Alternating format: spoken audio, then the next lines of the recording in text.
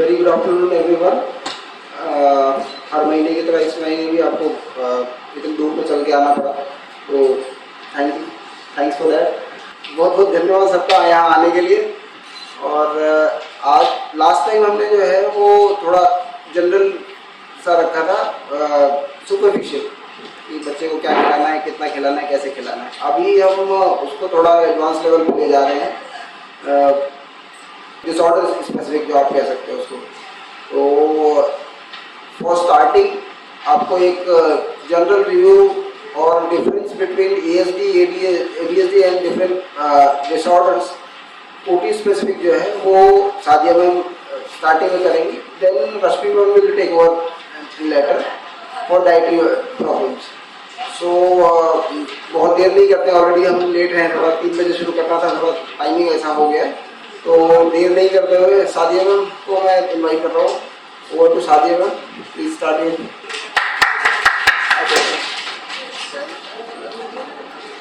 Hello everyone, good afternoon. So last time हमने Ashutosh sir ने बताया कि डाइट के रिगार्डिंग बात की थी, बहुत ही जनरल डाइट थी। आज हमने स्पेसिफिक डिसऑर्डर के लिए रश्मि मैम को इनवाइट किया है, एंड साथ में हम थोड़ा सा ओवरव्यू लेंगे उन सारे डिसऑर्डर्स के बारे में, क्योंकि हमारे पास mostly disorder, neuro developmental disorder तो बहुत सारे हैं, बट हमने जनरली वो पिक करे हैं जो हम एक टाइम फ्रेम में कवर भी कर पाए और जिनके जो बच्चे हमारे पास अभी आ रहे हैं ट्रीटमेंट लेने के लिए, ताकि आप लोग रिलेवेंट कर पाए। आप आ इस पर्पज से रहें तो कम से कम आपको वो इंफॉर्मेशन प्रॉपर मिल पाए। सो हम सबसे पहले बात करते हैं ADHD। ADHD नाम से ही क्लियर है, attention deficit hyper active disorder. It's a neuro developmental disorder, ठीक है। इसमें कोई ऐसा नहीं है कि शारीरिक बीमारी है या कुछ ऐसा है। ब्रेन की लेवल पर, न्यूरोनल लेवल पर बच्चे में बहुत सारे चेंजेस आ जाते हैं डेवलपमेंट के टाइम पर, और हमारे लाइफ स्टाइल का बहुत इफेक्ट होता है इस डिसऑर्डर से। And so attention deficit hyper active disorder, इस नाम से ही हमें बहुत क्लियर पता चल रहा है कि बच्चे में एक तो अटेंशन की कमी होगी, दूसरा बहुत इम्पल्सिव और हाइपर एक्टिव होगा, ठीक है। ये बच्चों में भी हो सकता है, अडल्ट में भी हो सकता है। ऐसा नहीं है कि हमारे पास जो अभी बच्चे आ रहे हैं, बच्चों का पॉपुलेशन है, कि हाँ हमें सिर्फ बच्चों में देखने को मिलता है। बहुत बार क्या होता है कि इनिशियल स्टेज पे ये डायग्नोस नहीं हो पाता है, पेरेंट्स उसको नहीं देख पाते हैं बच्चे में इश्यूज, तो जो कॉलेज गोइंग स्टूडेंट्स होते हैं या वर्क प्रोफाइल में भी चले जाते हैं, वहां जाकर भी ADHD डायग्नोस होता है लेटर स्टेज पर। क्योंकि क्या होता है, सबका ना सिवियरिटी इफेक्ट बहुत अलग अलग होता है। शुरुआत में इतना पेरेंट्स को नहीं पता चलता क्योंकि नहीं इतना सिवियर इश्यूज होते हैं। मेनली उन्हें नहीं पता चलता जहां पर फिजिकल लेवल पर उन्हें कुछ नहीं दिखाई देता। जहां बच्चा हाइपर एक्टिव इम्पल्सिव होता है, वहाँ पेरेंट्स एकदम भाप लेते हैं कि मेरे बाकी बच्चों जैसा नहीं बिहेव कर रहा है, या बाकी स्कूल के जो उसके क्लासमेट्स हैं उनके जैसे बिहेव नहीं कर रहे हैं। तो वहाँ तो वो जल्दी से उस इश्यूज को पकड़ लेते हैं, एंड देन फिर वो प्रोफेशनल गाइडेंस लेते हैं।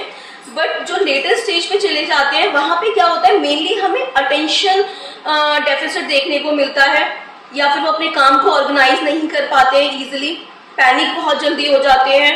वर्कलोड जैसे ही बढ़ता है वर्क प्रोफाइल में, तो मैनेज नहीं कर पाते उस इंफॉर्मेशन को, एंड उसकी वजह से उनके प्रोजेक्ट्स में, प्रमोशंस में इश्यूज, या और भी सेल्फ स्टीम लो हो जाना, इस तरह के इश्यूज देखने को मिलते हैं।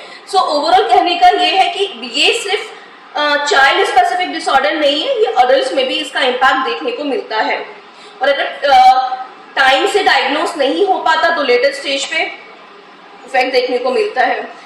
सो सिम्टम्स की अगर हम बात करें, जैसे अभी मैंने बोला कि इसमें हमें दो तरह से बच्चों में इश्यूज देखने को मिलता है। एक एक्चुअली इसकी कैटेगरी दो है कि दो तरह से ADHD होते हैं। One is ADD, attention deficit disorder, जिसमें उन बच्चों में, उन पॉपुलेशन में सिर्फ अटेंशन की कमी होगी। और second is hyper activity and impulsiveness. ADHD की दो कैटेगरी है मेनली। सो सेकंड कैटेगरी में बच्चा बहुत हाइपर एक्टिव होगा और बहुत इम्पल्सिव होगा। थर्ड कैटेगरी एक और होती है जिसे हम कंबाइन कहते हैं, कि बच्चों में या पॉपुलेशन में दोनों ही चीजों का मिश्रण होता है, 50-50, 70-50, जो भी परसेंटेज होता है वो हमें असेसमेंट में क्लियर होता है। ये अगर हम बात करें तो 10 में से कम 2 to 3% बच्चों में इस तरह के इश्यूज हमें देखने को मिलते हैं। और जैसे ADD उसे सिर्फ कहा जाता है जिसमें हाइपर एक्टिविटी, इम्पल्सिवनेस हमें नहीं देखने को मिलेगा, सिर्फ अटेंशन की प्रॉब्लम होगी, तो वो ADD वाला प्रॉब्लम हमें बहुत जल्दी पकड़ में नहीं आ पाता है, क्योंकि पेरेंट्स ही इश्यूज देखते हैं तभी वो प्रोफेशनल के पास लेकर आते हैं। ठीक है, तो पेरेंट्स उस चीज को जल्दी नहीं पकड़ पाते, या फिर बच्चा बहुत बड़ी क्लासेस में आ जाता है 7th and 10th में, तो टीचर्स उस चीज को नोटिस कर पाते हैं कि टाइम पे क्लास में वर्क पूरा नहीं कर रहा है, या एग्जाम टाइम निकलता जा रहा है और उतना स्पीड नहीं है कवर अप करने की, अपने काम पे फोकस नहीं कर पा रहा है। जहां पर हमें ADHD प्योर देखने को मिलता है तो वहां वो चीज जल्दी डायग्नोस हो जाती है। बॉयज में बहुत कॉमनली देखने को मिलता है एज कम्पेयर टू गर्ल्स। 6 साल से पहले इसके हमें साइन एंड सिम्टम्स बहुत क्लियर देखने को मिल जाते हैं।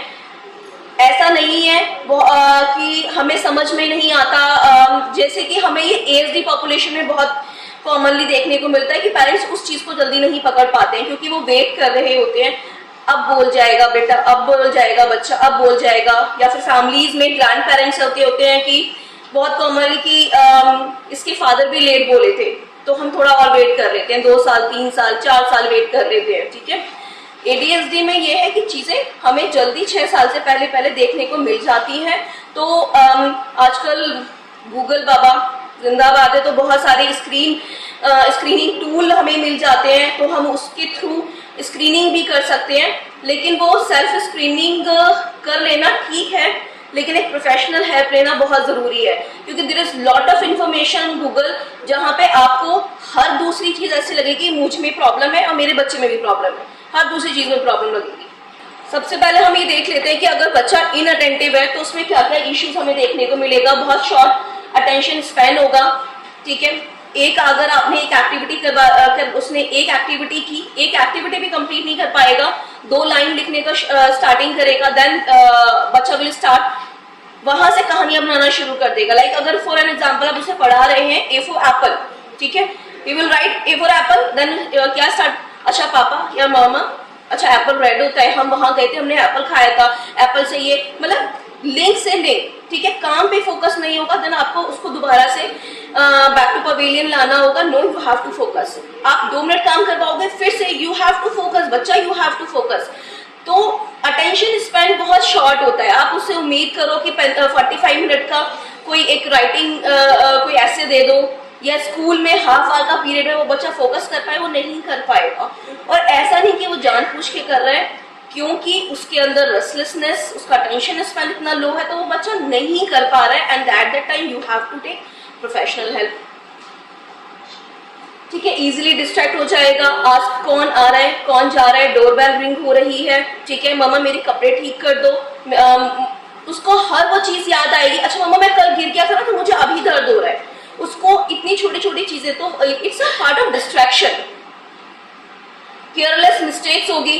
ठीक है, लाइक आपको पता है कि ये इसका एज नहीं है, एज अप्रोप्रिएट टास्क नहीं कर पाएगा, और ऐसे केयरलेस मिस्टेक करेगा जो उसको नहीं करनी चाहिए। फिर पेरेंट्स बहुत फ्रस्ट्रेट हो जाते हैं कि इससे ये भी नहीं हो रहा है, या फिर सिबलिंग्स में कंपैरिजन शुरू कर देते हैं। अपीयरिंग फॉरगेटफुल और लूजिंग थिंग्स, चीजों को स्कूल में भूल आएगा। बहुत कॉमन होता है पेरेंट्स का, मैम आज ये भूल आया, आज मैम ये भूल आया। ठीक है, क्योंकि वो फोकस ही नहीं कर पा रहा है। ये उसका एक साइन एंड सिम्टम्स है उसके डायग्नोज का, उस डिसऑर्डर का, दैट्स व्हाई वो बच्चा नहीं कर पा रहा है। Being unable to stick to task that are tedious और टाइम कंज्यूमिंग, जैसे भी डिस्कस किया कि कोई भी टाइम कंज्यूमिंग काम होगा वो उसको टाइम फ्रेम के अंदर नहीं कर पाएगा। आप कमांड्स दोगे, आप उसको कोई टास्क दोगे, तो यू विल सी कि उस टास्क को पूरा करने में उसको आधी इंफॉर्मेशन बस समझ में आएगी, एंड आधी इंफॉर्मेशन के लिए उसको लगेगा आपने कब बोला, मैंने तो नहीं सुना।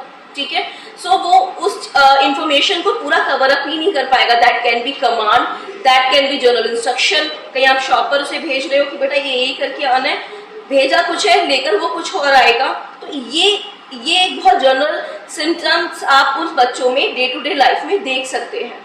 अपनी एक्टिविटी बहुत कॉन्स्टेंटली चेंज करता रहेगा. लाइक प्लेइंग अगर एक्टिविटी में भी इन्वॉल्व है तो अभी वो 2 मिनट पहले वो कर रहा था, उस काम को छोड़ दिया, दूसरा गेम उठा लिया, वो छोड़ दिया, वो मतलब कोई भी काम, उसका इम्पैक्ट क्या होगा बच्चे का? एकेडमिक पे आएगा, day to day life activities में भी होगा, चाहे वो उसका सोशल इंटरेक्शन हो, बच्चों के साथ गेम्स में पार्टिसिपेशन हो, कम्युनिकेशन हो, एंड अपने टास्क को ऑर्गेनाइज नहीं कर पाएगा. अगर सिबलिंग्स हैं, बहुत बार पेरेंट्स का कंप्लेन होता है इससे छोटी बेटी है, इससे छोटा बेटा है, मैम वो तो बहुत अच्छे से ऑर्गेनाइज कर लेता है, स्कूल से आती है अपना ड्रेस चेंज करना, टिफिन कंप्लीट करके आना, चीजों को जगह पे रखना. बट इससे ये तो बिल्कुल डिफरेंट है. बहुत बार ट्विंस भी होता है, ट्विंस में भी मैम इसमें तो एज डिफरेंस भी नहीं है, बट इन दोनों के बिहेवियर में बहुत डिफरेंस है. सो ये ऑर्गेनाइज, अपने टास्क को ऑर्गेनाइज नहीं करके, उनकी शेल्फ, बुक शेल्फ देखोगे अनऑर्गेनाइज होगी, कबर्ड देखोगे अनऑर्गेनाइज होगी, ठीक है. एंड कंफ्यूज बहुत जल्दी हो जाएंगे, चीजों को अरेंज इसलिए नहीं कर पाते, कंफ्यूज एक बार कर भी लेंगे देन कंफ्यूज हो जाएंगे कि किस ऑर्डर में अरेंज करना है. When it's come to hyperactivity, again यहाँ पे शॉर्ट अटेंशन स्पैन था कि फोकस नहीं कर पा रहा है किसी काम पे, कंसंट्रेट नहीं कर पा रहा है, ठीक है. बहुत इवन ब्लैक बोर्ड से कॉपी करने में बच्चा क्या करेगा, या फिर बुक से कॉपी करने में क्या करेगा, आप उसकी 1 लाइन या 2 लाइन चेक करोगे तो 3 वर्ड्स के बाद इतनी एक मिस्टेक, 2 वर्ड लिख के फिर मिस्टेक, 1 वर्ड लिखा फिर मिस्टेक. तो टीचर वहां पे, एक टीचर का भी रोल आता है, ठीक है. एक जो हम स्क्रीनिंग टूल करते हैं, तो एक टीचर्स के लिए भी स्क्रीनिंग टूल डेवलप किया गया है ताकि स्कूलों में इतनी अवेयरनेस हो, टीचर्स इतने अवेयर हो, उनकी इतनी ट्रेनिंग हो कि जहां पर अगर बच्चे का इस तरह के इश्यूज दिखे, so they can use screening tool and they can discuss with parents PTM में कि भाई इस तरह का इश्यूज आ रहे हैं और हमें इसका इंप्रेशन देखने को मिल रहा है, so you can take professional guidance, ठीक है. सो इंडिया में अभी अवेयरनेस वाला जो पार्ट है ऑनगोइंग है. अभी जो बहुत नोएडा या दिल्ली में जो थोड़ा सा एक हाई लेवल पे स्कूल्स हैं, थोड़ा उसमें भी प्रॉपर तरीके से अवेयरनेस नहीं है, अभी टीचर्स को कर रहे हैं, ऑनगोइंग है. सो वाला हमें अगर ये हेल्प हमें स्कूल से बहुत मिल जाए, पेरेंट्स को मिल जाए, तो चीज़ें जल्दी भी डायग्नोस हो जाएंगी. Well it's come to hyperactivity and impulsiveness. बच्चे का सिटिंग टॉलरेंस बहुत पुअर होगा. क्लास में अगर जो एक पीरियड है वो हाफ आवर का है, वो हाफ आवर नहीं बैठ पाएगा. कंप्लेंट पीटीएम में क्या होगी जनरल, मैम उठ के भाग जाता है. घर पे मैम ये उठ के भाग जाता है, हमसे मतलब कोई भी एक्टिविटी करने में नहीं आता है, इसका रिपोर्ट कार्ड में बहुत पुअर परफॉर्मेंस आया है, ठीक है. सो दैट बिकॉज जो उनका उस बच्चे का सिटिंग टॉलरेंस है, इतना रेस्टलेसनेस है, इतना इम्पल्सिवनेस है, ठीक है. अब यहाँ पर रोल आ जाता है कि हम इसको मेंटेन कैसे करें, with the help of therapy, with the help of pharmacology वाले पार्ट में, यानी कि मेडिसिन वाला, एंड विद डाइट, ठीक है. बट डिपेंड करता है कि हमें कब और किस बच्चे को किस स्टेज पे देना है. जरूरी नहीं है कि हर किसी को मेडिसिन प्रिस्क्राइब करनी है, ठीक है. अगर सिवियरिटी लेवल देखना है, बच्चे का डे टू डे एक्टिविटी कितना अफेक्ट हो रहा है, क्या एज है, ठीक है. अगर हमें लगता है कि नहीं इस बच्चे को अभी थेरेपी और डाइट के साथ ही हमें आगे बढ़ाना है, अभी टाइम है इस बच्चे के पास इतना, तो हम उसके साथ जाएंगे. अगर लगता है कि नहीं बच्चों की एडीएचडी बच्चों का जो डायग्नोसिस है, बहुत बार क्या होता है 11 साल का हो गया, 12 साल का हो गया, ठीक है. सो वी हैव टू सी किस स्टेज पे बच्चा आ रहा है हमारे पास. कॉन्स्टेंटली फिजिटिंग, एक जगह नहीं बैठेगा, टेबल वर्क कर रहे हैं, होमवर्क कुछ कंप्लीट कर रहे हैं, हाथ पर हिलाते रहना है, कट कट कट कट पैर हिलाते रहना है, ठीक है. मम्मा पानी दे दो, मम्मा मुझे ये चाहिए, फ्रिज में मम्मा आइसक्रीम रखी है. सो फिजिटिंग होगा, इम्पल्सिव नेचर रहेगा, उसके थॉट्स जो होगा वो न्यूमरस थॉट्स होंगे, ठीक है. एक अपने इमेजिनेशन में जाएगा, एक वर्ड लिखेगा, एक पिक्चर देखेगा, वहां से इमेजिनेशन में चला जाएगा अपने वर्ल्ड में कि अच्छा मम्मा मतलब काम यहाँ पर है क्योंकि रॉकेट साइंस में यही होता है, मम्मा में ये होता है. सो आपको ये लगेगा कि मैं इसको ये फोकस करवा रही हूँ, डिस्ट्रैक्शन भी रूम में नहीं रखा, तब भी ये बच्चा इतना वोकल क्यों हो रहा है, क्यों इतना रेस्टलेस हो रहा है, ठीक है। पेरेंट्स वहाँ पे क्या और अच्छा कुछ खाने पीने में कमी हो रही है तो और शुगर इनटेक बढ़ा देते हैं, जान के नहीं अनजाने में। और वहाँ पे हमें उल्टा करना क्या होता है, शुगर इनटेक बिल्कुल रिड्यूस कर देना होता है, स्पेशली विद द ADHD बच्चा, बिकॉज ऑलरेडी एनर्जी लेवल इतना हाई है, शुगर जितना कंज्यूम करेगा, जितने भी उसके ATP मॉलिक्यूल्स बॉडी में जाएंगे, ठीक है, वो उस एनर्जी लेवल को और बढ़ाएंगे। जब भी BP लो होता है जनरली हम क्या करते हैं कि शुगर कंटेंट दो ताकि जल्दी से हाइक हो जाए एनर्जी लेवल, ठीक है, ताकि वो एक ऑप्टिमल लेवल पे आ जाए ग्लूकोज लेवल। तो हमें यहाँ पे कट डाउन करना होता है, शुगर बढ़ाना नहीं होता है। टास्क पे किसी भी तरह से कंसंट्रेट नहीं कर पाएगा बच्चा, फिजिकल मूवमेंट बहुत एक्सेसिव होगी, ठीक है। बहुत बार अगर वो फिजिकल मूवमेंट्स कहीं पर भी बहुत बार बच्चा अपने आप को हर्ट कर लेता है, अगर हमें उसकी एनर्जी चैनलाइज नहीं हो पाती है, वो धीरे धीरे बिहेवियर्स में भी चेंज होने लगता है। That can B spitting, hit करना बच्चों को स्कूल में, धक्का दे देना, उसका कंडक्ट बिहेवियर डिसऑर्डर्स का एक रूप ले लेते हैं अगर टाइम से उन बच्चों की एनर्जी चैनलाइज नहीं की गई, अगर उनके सेंसरी प्रोफाइलिंग करके उनके सेंसरी इश्यूज को सेटल डाउन नहीं किया गया तो फर्दर और भी इश्यूज बच्चों के साथ ऐड ऑन होते चले जाते हैं। बिना सोचे समझे किसी भी चीज पे बोल देना, एक्ट कर देना, इम्पल्सिवनेस कहीं पर भी शो कर देना, ठीक है। क्लास में टीचर ने कुछ भी पूछा है, बिना सोच समझे क्वेश्चन कुछ पूछा है, आंसर कुछ आएगा, ठीक है, क्योंकि इसको जल्दबाजी इतनी होती है, थॉट्स इतने ज्यादा होते हैं कि सबसे पहले मैं, बट करना क्या है डोंट नो। पहले एक्शन ले लिया जाएगा एंड देन उसके बाद सोचेगा कि अच्छा मम्मा सॉरी गलती, वो मुझे पता ही नहीं चला कि कैसे करना था, बट वो मुझसे हो गया। इंटरप्टिंग कन्वर्सेशन, पेरेंट्स कुछ बात कर रहे हैं, किसी ग्रुप में कुछ बात कर रहे हैं तो अपना बीच में जरूर बोलना है, रिलेवेंट हो या ना। नो सेंस ऑफ डेंजर, कहीं से भी जंप कर देना, डेप्थ को नहीं देखना, ठीक है। सो इसलिए जब बच्चों का सेंसिटिव प्रोफाइलिंग होता है तो हम जरूर पूछते हैं कि इसको चोट लगती है तो उसको दर्द होता है, क्योंकि बहुत बार सेंसरी इश्यूज अगर डेवलप हो जाते हैं तो उसमें बच्चों को समझ नहीं आता है कि डेंजर जोन कहाँ पर है। हम अब बात कर लेते हैं कोमॉर्बिड कंडीशंस के लिए कि अगर टाइम से अगर ट्रीटमेंट नहीं हुआ तो बच्चों में एंजाइटी इश्यूज भी देखने को मिल सकते हैं, ठीक है। उसकी वजह से बच्चों में डिजीनेस, हार्टबर्न, रेस्टलेसनेस हो जाना, नर्वस हो जाना, किसी भी एक स्टेज परफॉर्मेंस हो रहा है तो उसमें इतना ज़्यादा हो गया कि बच्चा फेंट हो गया, ये न्यूज़ है। ADHD बच्चे उसके बाद डायग्नोस हुआ उस बच्चे का कि हाँ अच्छा उसको ADHD डायग्नोस, ठीक है। और एक डिसऑर्डर होता है ODD, ओपोजिशनल डेफिशिएंट डिसऑर्डर, जिसमें बच्चे को बहुत negative and disruptive behaviour show करता है। कंडक्ट डिसऑर्डर में बच्चा तब्दील हो जाता है अगर हमने टाइम से नहीं उसका ट्रीटमेंट शुरू किया, बहुत वॉलेंट नेचर हो जाता है, धक्का दे देना, स्पिट कर देना, खुद को हिट कर लेना, और अपने गुस्से को कंट्रोल ना करने की वजह से पेरेंट्स को, स्पेशली मदर, बहुत ज़्यादा बच्चों के हाथ में आते हैं कि मुझे मम हिट कर दिया, मुझे यहाँ पे इस तरह से हर्ट कर दिया। स्लीप प्रॉब्लम्स, इससे इंसोमिया भी देखने को मिला है, बच्चे का कोई स्लीपिंग पैटर्न नहीं होता क्योंकि एनर्जी चैनलाइज नहीं होती, सोने का कोई पैटर्न नहीं होता। 11, 12, 1 में हम सो जाते हैं लेकिन इसको नींद ही नहीं आती है। हम इसको वॉक भी करवा रहे हैं, हम इसको साइकिलिंग भी करवा रहे हैं, बट ये तो सोता ही नहीं है, थकता ही नहीं है। हम थक जाते हैं, ये नहीं थकता, ठीक है।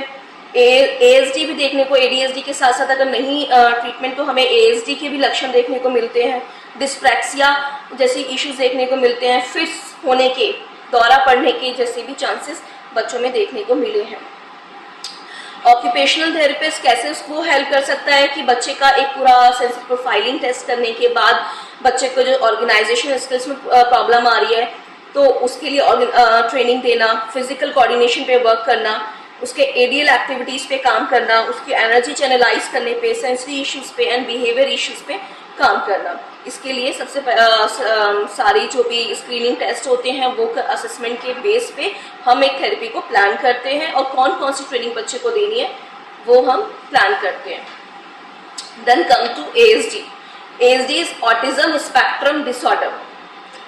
इसको स्पेक्ट्रम इसलिए कहा जाता है क्योंकि इसमें कोई पर्टिकुलर एक प्रॉब्लम नहीं दिखाई देती, एक से ज़्यादा इश्यूज देखने को मिलता है। बच्चे का सोशल इंटरेक्शन बहुत पुअर होगा, कम्युनिकेशन बच्चे में नहीं होगा, ठीक है। एज अप्रोप्रिएट प्ले बच्चे में नहीं होगा, बिहेवियर इश्यूज होंगे, सेंसरी इश्यूज होंगे बच्चे में, रिपीटेटिव टास्क करता रहेगा, ठीक है, स्विच ऑन ऑफ उसको एंजॉय करते रहना, कोई भी चीज़ों को लाइन में लगाना, फिर उसे बिगाड़ देना, फिर से लाइन में लगाना, that can be any activity. ऐसा नहीं है कि पर्टिकुलर WHO ने या ICD ने कोई एक लिस्ट निकाल दी है कि यही इश्यूज होंगे, दैट कैन बी एनीथिंग। और सेम बॉयज़ में, गर्ल चाइल्ड के कंपेयर में बॉयज़ में बच्चों में ज़्यादा हमें ASD के केसेस देखने को मिलता है। ये एक रेशियो है, रिसर्च बेस्ड है, 4:1 का रेशियो हमें देखने को मिलता है, जहाँ पे 4 लड़के अगर डायग्नोस होंगे वहाँ एक गर्ल डायग्नोस होगी। सो मेनली 3 स्पेक्ट्रम में हमें चीज़ें देखने को मिलती हैं। कम्युनिकेशन बच्चे का नहीं होगा एज अप्रोप्रिएट, इंटरेक्शन नहीं होगा, ठीक है, और इंटरेक्शन में, सोशल इंटरेक्शन में बच्चे का प्ले आ गया, लोगों से मिलना जुलना, और रिपीटेटिव बिहेवियर से हमें बहुत देखने को मिलेगा। इसके साइन एंड सिम्टम्स की बात कर लेते हैं तो बच्चा अपने नाम पे रिस्पॉन्ड नहीं करेगा, आई कांटेक्ट बच्चे का नहीं होगा, कमांड्स को फॉलो नहीं कर पाएगा। अब कमांड्स को फॉलो अपना एज अप्रोप्रिएट देखना है, ठीक है, कि बच्चे की उम्र 7 साल है तो 7 साल के हिसाब से आप कमांड दे रहे हो, तो क्या बच्चा वो कमांड फॉलो नहीं कर पा रहा है, या फिर आप कमांड्स भी आपको एज अप्रोप्रिएट देनी है तो वो बच्चा अपना एज अप्रोप्रिएट कमांड फॉलो नहीं कर पाएगा। प्ले उसका एज अप्रोप्रिएट नहीं होगा, पीयर ग्रुप इंटरेक्शन नहीं होगा, खाने में बहुत चूजी होगा, ठीक है, डाइट को लेके बहुत चूजी हो सकता है, that can be because of taste, ठीक है, टेक्सचर की वजह से, ठीक है। सो वो हमें सब स्क्रीनिंग एक असेसमेंट करवाना पड़ता है, उसके अकॉर्डिंग हमें देखना पड़ता है।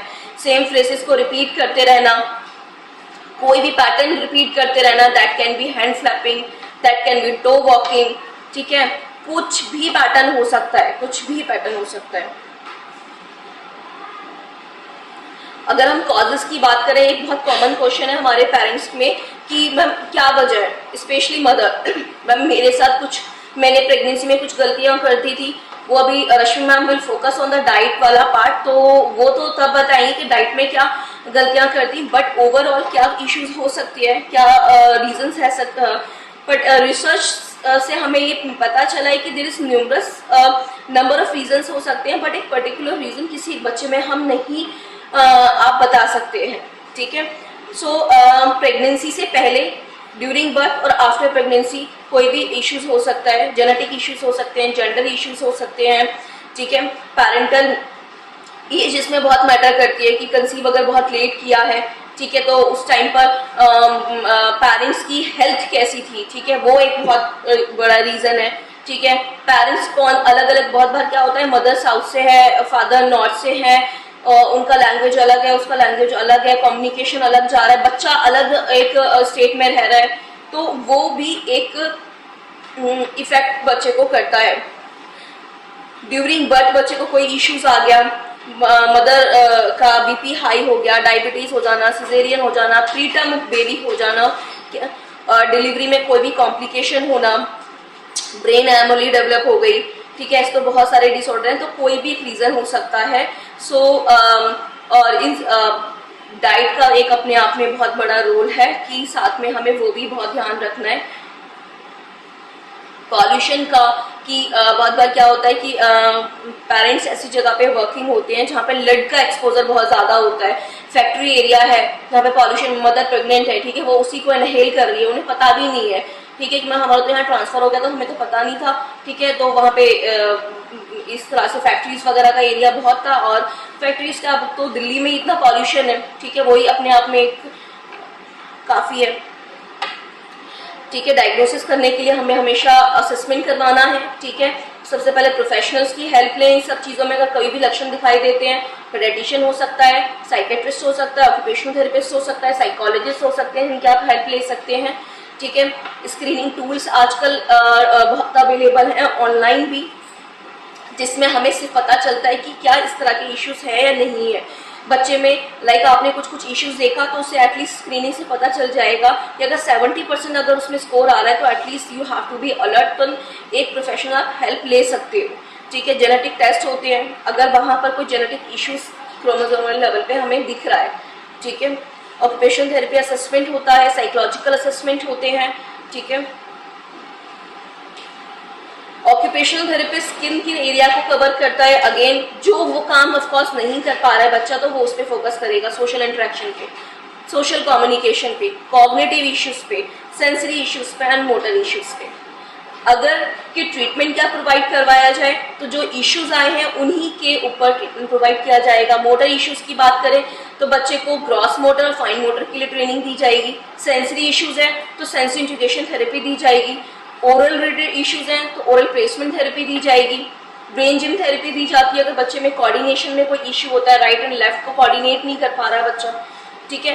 कम्युनिकेशन की बात करें तो बच्चे को सेंसरी इसमें भी सेंसरी इंटीग्रेशन थेरेपी का रोल है, ठीक है। सोशल इंटरेक्शन प्ले थेरेपी के थ्रू बच्चे में इम्प्रूव किया जाता है एंड कॉग्निटिव स्किल्स ट्रेनिंग दी जाती है। नेक्स्ट हम एक स्पीच डिसऑर्डर, क्योंकि इन्हीं डिसऑर्डर्स की हम डाइट पे फोकस करेंगे, तो स्पीच डिसऑर्डर की बात करें कोई भी एक ऐसी कंडीशन जिसमें बच्चा साउंड को प्रोड्यूस नहीं कर पा रहा है, वर्ड्स को प्रोड्यूस नहीं कर पा रहा है। 9 महीने से बच्चा बाबलिंग, 8 महीने से बाबलिंग कोइंग शुरू कर देता है, बा बा बा मा मा मा, ठीक है। It's a words, it's a sound, sorry, ठीक है। तो फिर धीरे धीरे एक एक वर्ड निकालता है, पापा मा मा दादा। बच्चे में वो ही शुरुआत होती है स्पीच डेवलप होने की। जब वो नहीं होती है तो कहीं ना कहीं बच्चों में हमें वहाँ पे अलर्ट हो जाना चाहिए। डिले हो सकता है 4 मंथ, 5 मंथ, 6 मंथ, लेकिन 2-2 साल डिले नहीं होता है कि पापा 5 साल पे बोले थे तो वेट करते हैं 5 साल का। अब वो ना पापा वाला टाइम रहा है, so you have to take action as early possible. Speech disorders की बात करें तो मेनली हमें 3 तरह के डिसऑर्डर्स देखने को मिलते हैं, लेकिन जिसमें हम एक आर्टिकुलेशन डिसऑर्डर्स की बात करें कि बच्चा साउंड्स प्रोड्यूस नहीं कर पा रहा है। किस लिए नहीं कर पा रहा है? क्योंकि उसका टंग टाई है। हम बार बार बोलते हैं इस पर चेक करवा लो कि टंग टाई तो नहीं है। टंग टाई से क्या प्रॉब्लम होगा कि जब आर्टिकुलेशन डिसऑर्डर आता कब है, जब जॉ, टंग या ओरल मसल्स का आपस में कोऑर्डिनेशन नहीं होता। नेचर ने, गॉड ने हमारी बॉडी ऐसी बनाई है कि बहुत कोऑर्डिनेटेड फॉर्म में है। थोड़ा सा भी कोऑर्डिनेशन इनकोऑर्डिनेशन में जाता है, वहाँ प्रॉब्लम शुरू हो जाती है, ठीक है।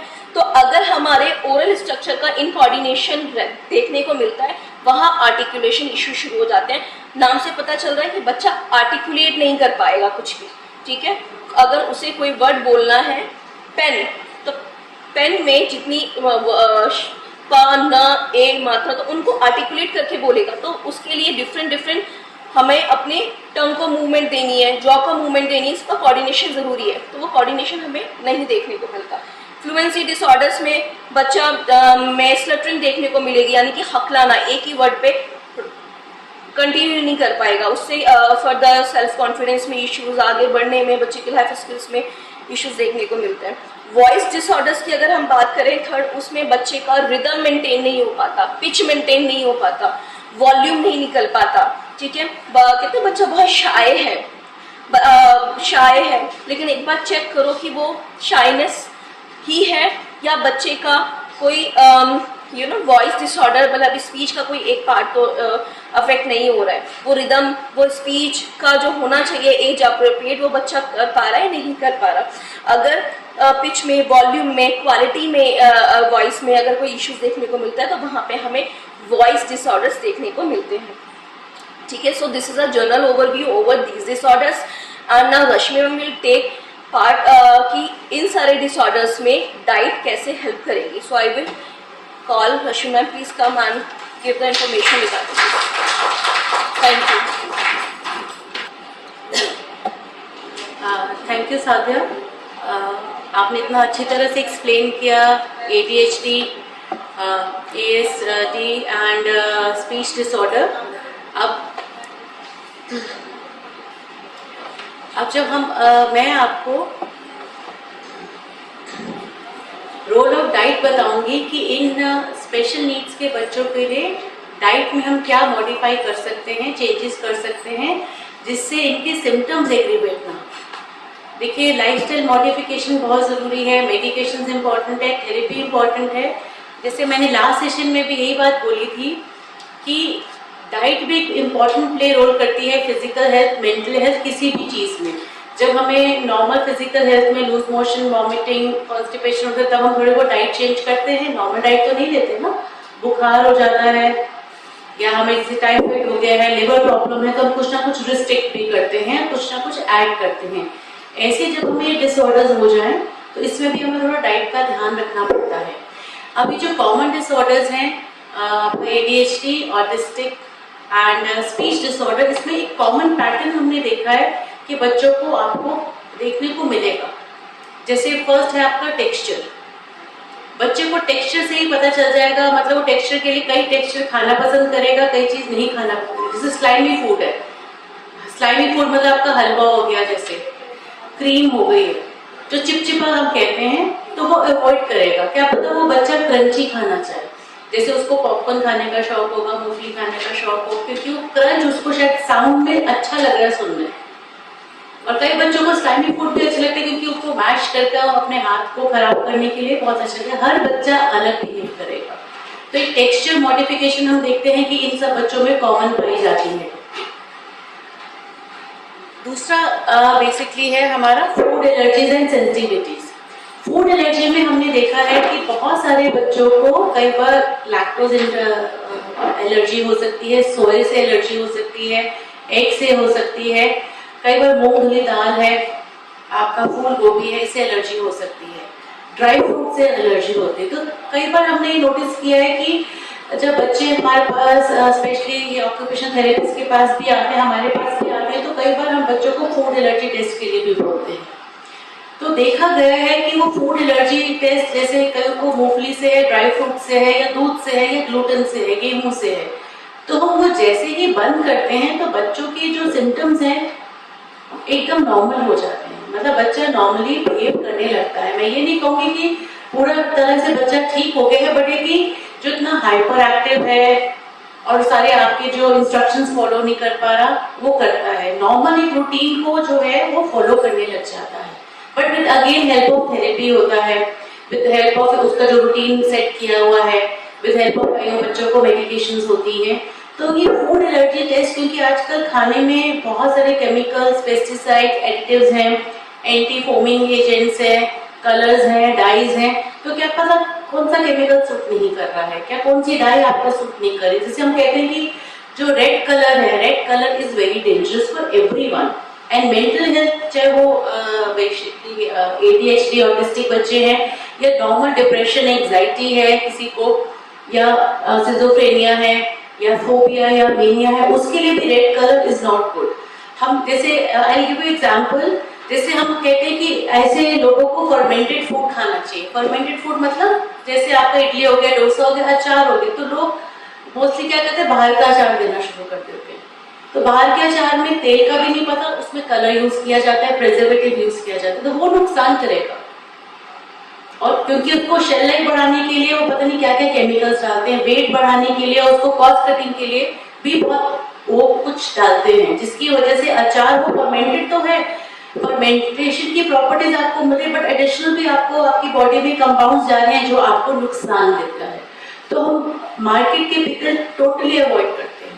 हम कहते हैं घर में बेशक आप सिर्फ अदरक, मिर्च और नींबू का अचार डाल दो, या जैसे हम नींबू निचोड़ते, जैसे आजकल नींबू महंगे हैं, आप नींबू निचोड़ के उसका छिलका है, उसको अगर नमक, चीनी और थोड़ी लाल मिर्च डाल के रख देंगे तो आपका 2 महीने में वो अचार बहुत अच्छा तैयार हो जाता है, क्योंकि वो फर्मेंट हो गया है। लस्सी है, जैसे लस्सी बहुत अच्छी है, बट अब लोग मोस्टली पैकेट लस्सी लेते हैं। पैकेट लस्सी की एक तो शेल लाइफ बढ़ गई, दूसरा जो उन्होंने उसमें गैस यूज की है, या जो उन्होंने वैक्यूम पैकिंग के जो उसमें एडिशन जा रहा है, तो वो फर्मेंटेशन प्रॉपर्टीज को रिड्यूस कर रहा है। आप देखिए घर में अगर आप लस्सी बना रहे हैं, वो शाम तक, सुबह बनाएंगे शाम तक खराब हो जाएगी, उसका टेस्ट खराब हो जाएगा। देखिए once in a while I will say कि ले सकते हैं, बट ऐसे बच्चों को जितना फ्रेश दोगे उतना बच्चे के सेहत के लिए अच्छा है। तो इसीलिए फूड एलर्जीज और सेंसिटिविटी का भी ध्यान देना पड़ता है। देन न्यूट्रिएंट डेंसिटी, कई बार क्या होता है कि बच्चे को स्वेलिंग प्रॉब्लम है, कभी बच्चे को च्यूइंग प्रॉब्लम है, बच्चा च्यू नहीं कर पाता, जैसे अभी साधा मैम ने बोला कि टंग की भी प्रॉब्लम होती है, जिससे बाइट्स नहीं ले सकता है। तो इस कंडीशन में आप जितना भी थोड़ा बहुत खाना दे रहे हो वो न्यूट्रिएंट डेंस होना चाहिए, उसमें प्रॉपर न्यूट्रिशन, आपके विटामिन मिनरल्स होने चाहिए। ये नहीं कि आप बच्चे को भूख है तो बिस्किट पकड़ा दो, उसमें क्रीम बिस्किट पकड़ा दो, उसमें क्रीम भी जा रही है, कलर भी जा रहा है, चीनी भी जा रही है, जो कि टोटली नुकसान है। हाँ, होममेड बिस्किट आप दे सकते हैं, जैसे ओट कुकीज दे सकते हो, राइस क्रिस्पी दे सकते हो, आप बेकरी से आप आटे के बिस्किट ला सकते हो, क्योंकि वो जो पैकिंग है उसकी वो नॉर्मल पैकिंग है, या वो ब्राउन पेपर में पैक करेंगे या प्लास्टिक बैग में डाल के स्टेपलर कर देंगे, वो वैक्यूम पैकिंग नहीं करेंगे, या वो उसमें कोई ऐसे गैस नहीं डालेंगे शेल लाइफ बढ़ाने के लिए। तो इन दैट केस आप वो चीजें रख सकते हो, जैसे मखाने हैं, मूंगफली है, भुना हुआ चना है, उसका पाउडर बना के रख सकते हो कि बच्चे को वो दे दीजिए। जिसे आप, जैसे आजकल गर्मी है, मोस्टली लोग रसना है, रूह अफ़ज़ा है, ऑरेंज स्क्वैश है, ये सब देते हैं। इससे अच्छा घर में अगर 2-3 पाउडर मिक्स करके डाल दो, जैसे सौंफ है, धागे वाली मिश्री है, इलायची, नमक डाल के उसका पाउडर बना के छान के रख दो। जब आपके बच्चों को जरूरत है 1 चम्मच वो पाउडर डालो, थोड़ा नींबू डालो, ठंडा पानी लेके बच्चे को दे दो, तो न्यूट्रिएंट डेंस भी हो जाएगा, प्लस बच्चे को प्रॉपर न्यूट्रिशन मिल रहा, कोई कलर प्रिजर्वेटिव नहीं जाएगा। और हर बच्चे की कैलोरी रिक्वायरमेंट भी अलग होती है। कई बार बच्चे जब हाइपर एक्टिव होते हैं तो उनकी कैलोरीज ज्यादा होती है। कई बार जब बच्चे कुछ भी एक्टिविटी नहीं करे, वो सिर्फ बैठे हुए हैं, फिजिकली एक्टिव नहीं है, तो उनकी कैलोरी डिमांड्स कम है। तो इसलिए कभी भी अपने बच्चे को दूसरे के बच्चे को कंपेयर मत करो। आप ये देखो आपके बच्चे का पूरे दिन का रूटीन क्या पता आपका बच्चा 2-2 घंटे में खा रहा है, उतनी कैलोरीज उसको मिल रही है। और कई बच्चे के सिर्फ खाने एक फिक्स रूटीन पे है, उनका वो इतने डिसिप्लिन होते हैं कि वो सिर्फ 4 घंटे से पहले कुछ नहीं खाएंगे और 2 ही रोटी खाएंगे, ना ये ज्यादा ना कम, चाहे कितनी भी बड़ी बना लो। कई बार बच्चों में वो चीज भी होती है, वो काउंट करके खाते हैं। तो इन दैट सेंस वो भी आपको कैलोरी देखना है कि अगर आपने 2 रोटी दी और अगर अगले दिन आपकी पूड़ी या परांठा है तो उसको क्वांटिटी या साइज छोटा कर दीजिए। अगर आपका बच्चा गिन के खा रहा है, कि कैलोरीज बहुत एक्स्ट्रा चले जाए, कैलोरीज कम चले जाए। कंसिस्टेंसी एंड रूटीन, जो वही बोला कि कई बार बच्चे बहुत रूटीन फॉलो करते हैं, कंसिस्टेंसी फॉलो करते हैं कि 10 बजे तो मुझे नींबू पानी ही चाहिए, 10 बजे मुझे लस्सी ही चाहिए, 10 बजे मुझे जूस ही चाहिए, क्योंकि ये टाइम मेरा लिक्विड का है, अब इस टाइम मेरा खीर खाने का है तो मैं खीर ही खाऊंगा।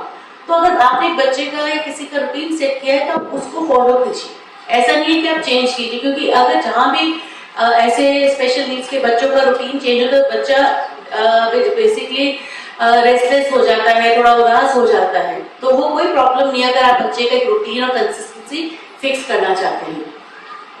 सप्लीमेंटेशन, कई बार ये भी देखा है कि बच्चे का गैस्ट्रो की प्रॉब्लम से, जैसे कई बार बच्चे को हर मील के बाद मोशन जाना पड़ जाता है, क्योंकि क्या पता बच्चे की बॉडी में कुछ एंजाइम ऐसे डेवलप ही नहीं हुआ है कि उनका प्रॉपर खाना डाइजेस्ट हो जाए। कई बार बच्चे को मैं कहूँगी वर्म्स हो जाते हैं, कई बार उनको नॉर्मल चीजों से भी, दूध से या दालों से भी एलर्जी हो जाती है। कई बार मैंने लास्ट ईयर एक बच्चा देखा था जिसको हर तरीके से एलर्जी थी, चावल से एलर्जी थी, गेहूं से थी, ड्राई फ्रूट से थी, फ्रूट से थी, टमाटो से थी, पीनट से थी, ब्रोकली से थी, सोया से एलर्जी थी। तो इतना मुश्किल था उस पेशेंट बच्चे को डाइट चार्ट देना। तो कभी कभी उसको हमें थोड़ा सा जो एलर्जिक फूड था उसको देना पड़ता था, जिससे मतलब बच्चे का वो मोशन उसको जाना पड़ता था। तो ऐसे केस में कई बार क्या होता है कि बच्चों की न्यूट्रिएंट डेफिशिएंसी हो जाती है, तो उस केस में सप्लीमेंटेशन आप दे सकते हैं। सप्लीमेंटेशन से कैल्शियम सप्लीमेंट दे सकते हैं, आयरन सप्लीमेंट देते हैं, वो भी पर डॉक्टर से पूछकर। अपने आप कोई भी सप्लीमेंट नहीं देंगे, क्योंकि आयरन के भी बहुत टैबलेट्स आ रहे हैं, कैल्शियम के भी आते हैं, विटामिन डी है, विटामिन ए है, मैग्नीशियम भी है, क्योंकि हर बच्चे की रिक्वायरमेंट न्यूट्रिएंट्स की अलग है। तो विदाउट मतलब डॉक्टर के कंसल्टेशन से, जैसे अगर आप ब्लड टेस्ट करा रहे हो, आपने देखा हीमोग्लोबिन कम है, कैल्शियम कम है, चलो जी आयरन के लिए मैं फॉलिक एसिड दे देता हूँ, चलो कैल्शियम के लिए मैं कैल्सिरॉल सैचेट देता हूँ, पर क्या पता आपके बच्चों को वो भी ना सूट करे। तो सप्लीमेंटेशन के लिए भी आपको आईवेल से अपना ब्रेन ओपन रखना चाहिए कि बच्चे को डेफिशिएंसी से बेटर है सप्लीमेंटेशन से उसका जो न्यूट्रिएंट लॉस है, डेफिशिएंसी, उसको पूरा करें। बिहेवियर कंसिडरेशन भी हो जाते हैं, कई बार बच्चा अगेन हाइपर एक्टिव होता है, कई बार बच्चे का मन ही नहीं है कुछ खाने का, जिद है कि नहीं खाना, कई बार बच्चे का जिद है कि अपने भाई या बहन के साथ ही बैठ के खाना है या पेरेंट्स के साथ ही बैठ के खाना है, और उस टाइम अगर वो भाई बहन या पेरेंट्स अवेलेबल नहीं तो बच्चा नहीं खा रहा है। तो ये भी कॉमन पैटर्न देखा है हमने। हाइड्रेशन बच्चों को बहुत इंपॉर्टेंट है, क्योंकि देखो बच्चे को नहीं पता चलता कि वो कितना पानी पी रहा है या कितना लिक्विड पी रहा है। तो बच्चे के लिए पानी और लिक्विड चीजें बहुत जरूरी है, क्योंकि बेसिकली मैं कहूँगी कि बच्चों का बहुत सारा डिहाइड्रेशन हो जाता है जब वो एक्टिविटी करते हैं। एंड अगर बारी बारी मोशन जा रहे हैं, बारी बारी सुसु करने जा रहे हैं, तो उससे उनका बहुत पानी ड्रेन हो जाता है। कई बार बच्चा पानी भी नहीं पी पाता क्योंकि swallowing इशू होते हैं, बट बीइंग अ पेरेंट आपको मेक श्योर करना है कि आपकी जो बच्चे की रिक्वायरमेंट है लिक्विड की वो जानी चाहिए, क्योंकि हाइड्रेशन से ये अगर आपका बॉडी हाइड्रेटेड है तो जितने भी आपके विटामिन, मिनरल्स और माइक्रो एंड मैक्रो न्यूट्रिएंट्स है वो पानी की हेल्प से आपकी बॉडी में ट्रैवल करेंगे। अगर आपकी बॉडी में पानी ही नहीं है तो हम कितना भी खा लें, प्रॉपर्ली डाइजेस्ट एब्जॉर्ब तो हो जाएगा बट डिफरेंट ऑर्गन्स तक नहीं पहुंचेगा क्योंकि पानी की कमी है। फीडिंग स्ट्रैटेजीज आपको देखना है कि चम्मच से खिलाना है या बाइट्स बना के देने, हर बच्चे का अलग है, या स्ट्रॉ से देना है। क्योंकि कई बार बच्चे होते हैं कि रेड कलर को चम्मच से ही खाना है, कई बार वो कहते हैं इसी प्लेट में खाना है। तो सब बच्चे की अलग अलग फीडिंग स्ट्रैटेजी होती है और वो टाइम टू टाइम चेंज भी होती रहती है। तो आपको अगेन बच्चे के साथ ट्रायल एंड एरर मेथड करना पड़ता है। गैस्ट्रोइंटेस्टाइनल की मैं बात कर ही चुकी हूँ, कई बार बच्चों को ये प्रॉब्लम हो जाती है तो वो आप एड्रेस कीजिए, डॉक्टर को दिखाइए, उस हिसाब से डाइट मॉडिफिकेशन कर सकते हैं। अब हम बात करेंगे ADHD की। How ADHD impacts nutrition. अगर बच्चे को प्रॉपर न्यूट्रिशन नहीं जा रहा है, प्रॉपर कैलोरीज नहीं जा रही है, तो ये सारे सिम्टम्स हो सकते हैं, जैसे फॉरगेटिंग टू ईट, वो खाना ही नहीं चाहेंगे, भूल भी जाएंगे, वो मांगेंगे ही नहीं खाना। तो ये हमें चीज ध्यान रखने की बच्चे के लिए एक छोटा मील भी इम्पोर्टेंट है। अगर वो नहीं देंगे तो बच्चों में रिजर्व्स नहीं होते हैं, किसी भी नॉर्मल बच्चों में भी रिजर्व्स इतने नहीं होते, रिजर्व्स आते आते उनके एडोलेसेंट एज हो जाते हैं। बच्चों का एडोलेसेंट एज तक बहुत सारी एक्टिविटीज है, फिजिकल चेंजेस है, इमोशनल चेंजेस है एंड साइकोलॉजिकल चेंजेस हैं, बॉडीली चेंजेस हैं। तो उससे क्या है कि आपके जो न्यूट्रिएंट्स है प्रॉपर्ली रिजर्व नहीं हो पाते हैं। तो इसीलिए एक एक डाइट, एक एक जो बच्चों का अपने वो फिक्स है, इम्पोर्टेंट है। अगर बच्चा बड़ा हो रहा है तो उनको कोई मोटिवेशन नहीं है, जैसे अगर कभी किसी एडल्ट को ADHD हो गया है तो उनको मोटिवेशन ही नहीं है खाना बनाने की, अगर हम प्रॉपर न्यूट्रिशन नहीं देंगे, क्योंकि उनकी बॉडी में proper carbohydrate, good quality protein, good quality fat नहीं है। तो ऐसे बच्चों लोगों को मोटिवेशन ही नहीं होती खाना बनाने की, इसलिए वो पैक्ड आइटम पे ही ज्यादा ध्यान देंगे, डिसीजन नहीं बना पाएंगे, डिसीजन चेंज करते रहेंगे कि मैं अभी क्या बनाऊं, अच्छा मैं टीवी में कौन सा सीरियल देखूं, ये देखूं वो देखूं। जैसे बच्चे भी नहीं कि मैंने बाहर खेलना है या घर खेलना है या बोर्ड गेम खेलनी है या मैंने क्रिकेट खेलना है। तो बच्चे हैं जो बड़े हैं डिसीजन ही नहीं बना पाते अगर न्यूट्रिशन बच्चे ADHD को प्रॉपर ना मिले। फूड बोर्डम, कई बार वो बच्चे को खाने से बोर्डम भी होने लग जाती है, चाहे कितनी भी वैरायटी ऑफ, क्योंकि वो एस्केप इशू हो जाता है, बच्चा खाना नहीं चाहता, इसलिए वो कहते मैं बोर हो गया, मुझे नहीं खाना, फिर ग्रीन चीज देते, तो वो फूड बोर्डम भी आ जाता है। और कई लोग बिंज ईटिंग करने लग जाते हैं, छुपा के खाने लग जाते हैं। मम्मी सोए हैं तो चलो किचन में जाके चीनी खा ली, बिस्किट खा लिया, दूध पी लिया, रूह अफ़ज़ा पी लिया और उसके बाद फिर पानी डाल के उसको रिफिल कर देते हैं। नमक खा लिया, कोई भी जंक फूड मिला, कोई भी दाल चावल बचे हैं तो बिंज ईटिंग खाने लगेंगे, वो भी छुप के। बिंज ईटिंग का मतलब है कि हम छुप के खा रहे हैं।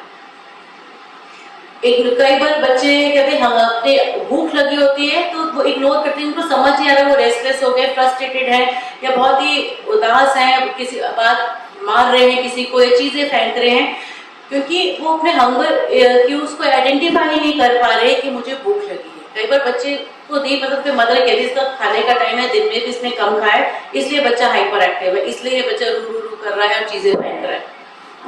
स्टीम मीटिंग अगेन की आपका क्रंची चीज खाने का मन कर रहा है, क्रंची मतलब पॉपकॉर्न हो गया, पीनट्स हो गए हैं, चिप्स हो गए हैं, जिसमें क्रंच है, क्योंकि वो बच्चे को रेस्टलेस है, वो उसको रेस्टलेस को अपना एग्रेशन को ट्रांसफर करना चाह रहा है।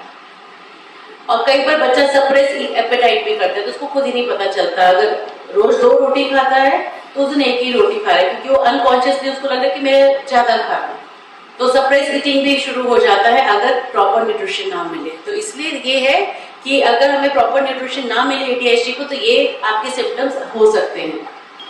और अगर हम प्रॉपर न्यूट्रिशन दे रहे हैं बच्चे को या बड़े को तो इसका क्या इम्पैक्ट होगा, आपको एनर्जी लेवल मोर होगा, लेस जिटरी होगे, जिटरी मतलब आप बहुत ऑर्गेनाइज होगे, आप मेसी नहीं होंगे।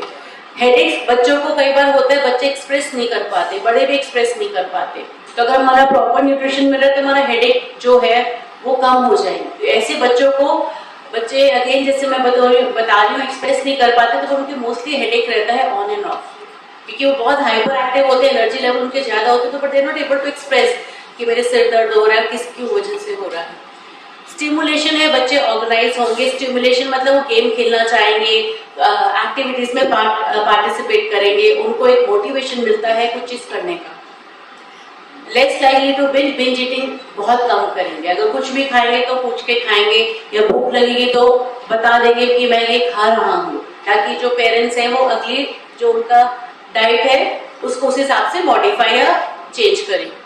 फोकस रहेंगे, फोकस पढ़ाई में फोकस रह सकते हैं, टीवी में, कम्युनिकेशन स्किल में, सोशल स्किल में, इसमें वो फोकस रहते हैं अगर प्रॉपर न्यूट्रिशन मिले।